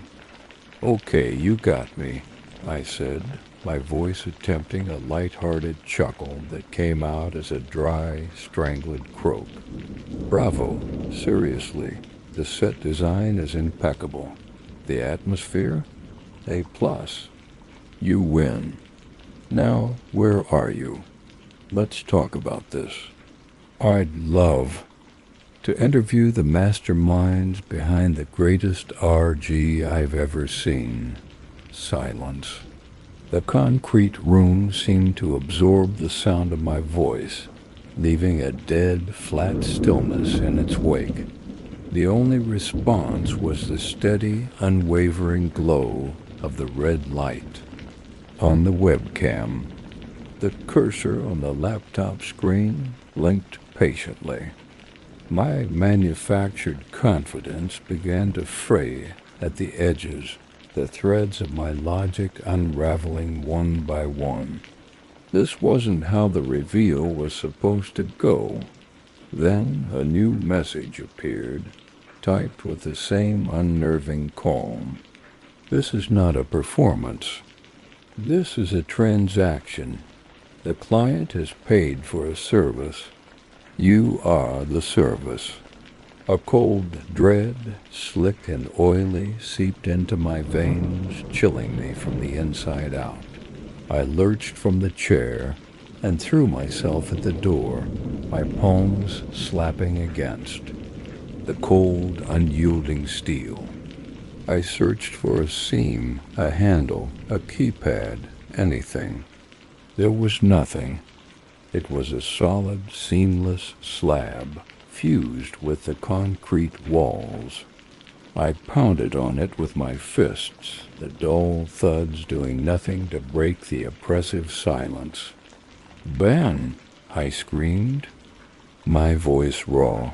"Ben, call the cops now. Get me out of here." I knew he couldn't hear me. The room was a soundproof box. A tomb. My panic escalated into a frantic, animalistic frenzy. I ran my hands over the smooth concrete walls, searching for a crack, a loose panel, a hidden switch. My fingers, raw and scraped, found nothing but cold, unforgiving stone.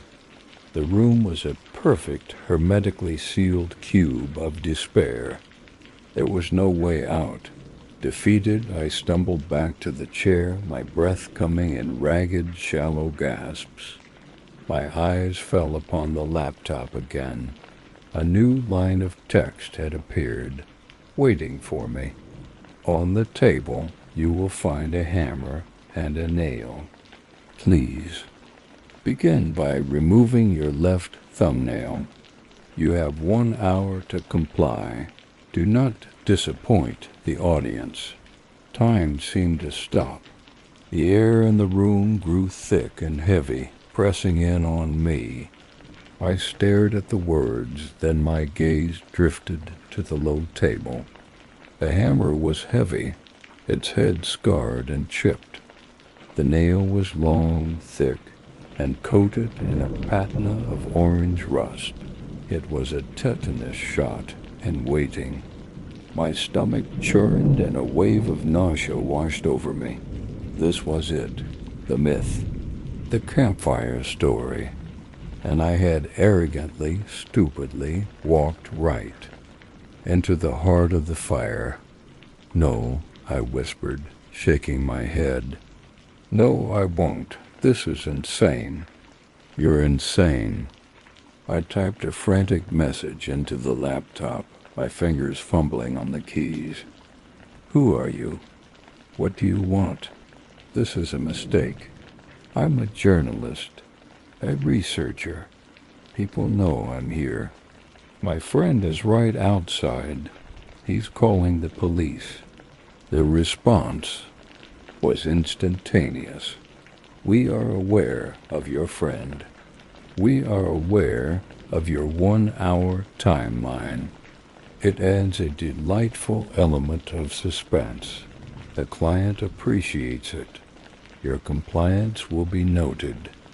Your defiance will also be noted. The choice is yours, but the show will go on, one way or another." A small window popped up in the corner of the screen. It was a live feed from another camera. My blood turned to ice. It was a grainy, night vision shot of Ben. sitting in the driver's seat of my car, his face illuminated by the glow of his phone. He was waiting. He was trusting me, and I had led him into this nightmare. "Don't hurt him," I typed, my hands trembling so violently I could barely hit the right keys. "Please, he has nothing to do with this. He is our insurance," the text replied. "And your motivation?" "We find that our performers are more ... committed when there are stakes." Now the client is growing impatient. "The hammer. The nail. Your left hand. Begin." My mind fractured. A part of me, the rational myth-breaker, was screaming that this was an elaborate, sick bluff. They wouldn't actually make me do it. They couldn't. But the other part of me, the primal, terrified animal that lived beneath the veneer of intellect, knew that they could. And they would. The meticulous planning, the flawless execution of the ARG, the construction of this perfect prison, it all spoke to a level of dedication that was far beyond a simple prank. These people were professionals. I looked at my left hand, at the smooth, pale surface of my thumbnail. I thought of the feeling of the rusty nail piercing the sensitive skin beneath, the brutal, shattering impact of the hammer. A sob escaped my lips.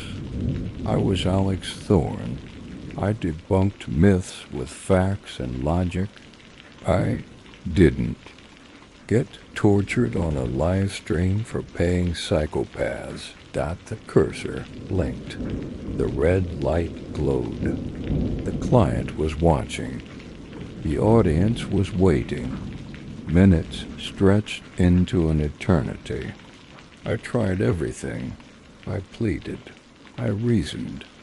I threatened them with the full force of the law, with the attention my disappearance would bring. The responses were always the same: calm, detached, and utterly implacable. They were the house, and the house always wins. A new message appeared. 20 minutes remaining.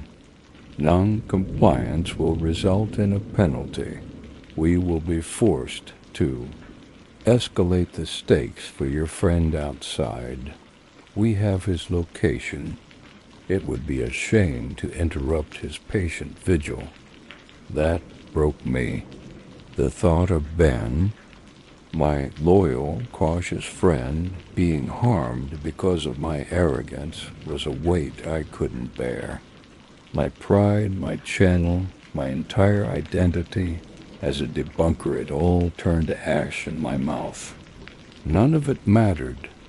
All that mattered was the cold steel of the door, the glowing red eye of the camera, and the threat against the only other person caught in this web dot. With a trembling hand, I reached for the nail.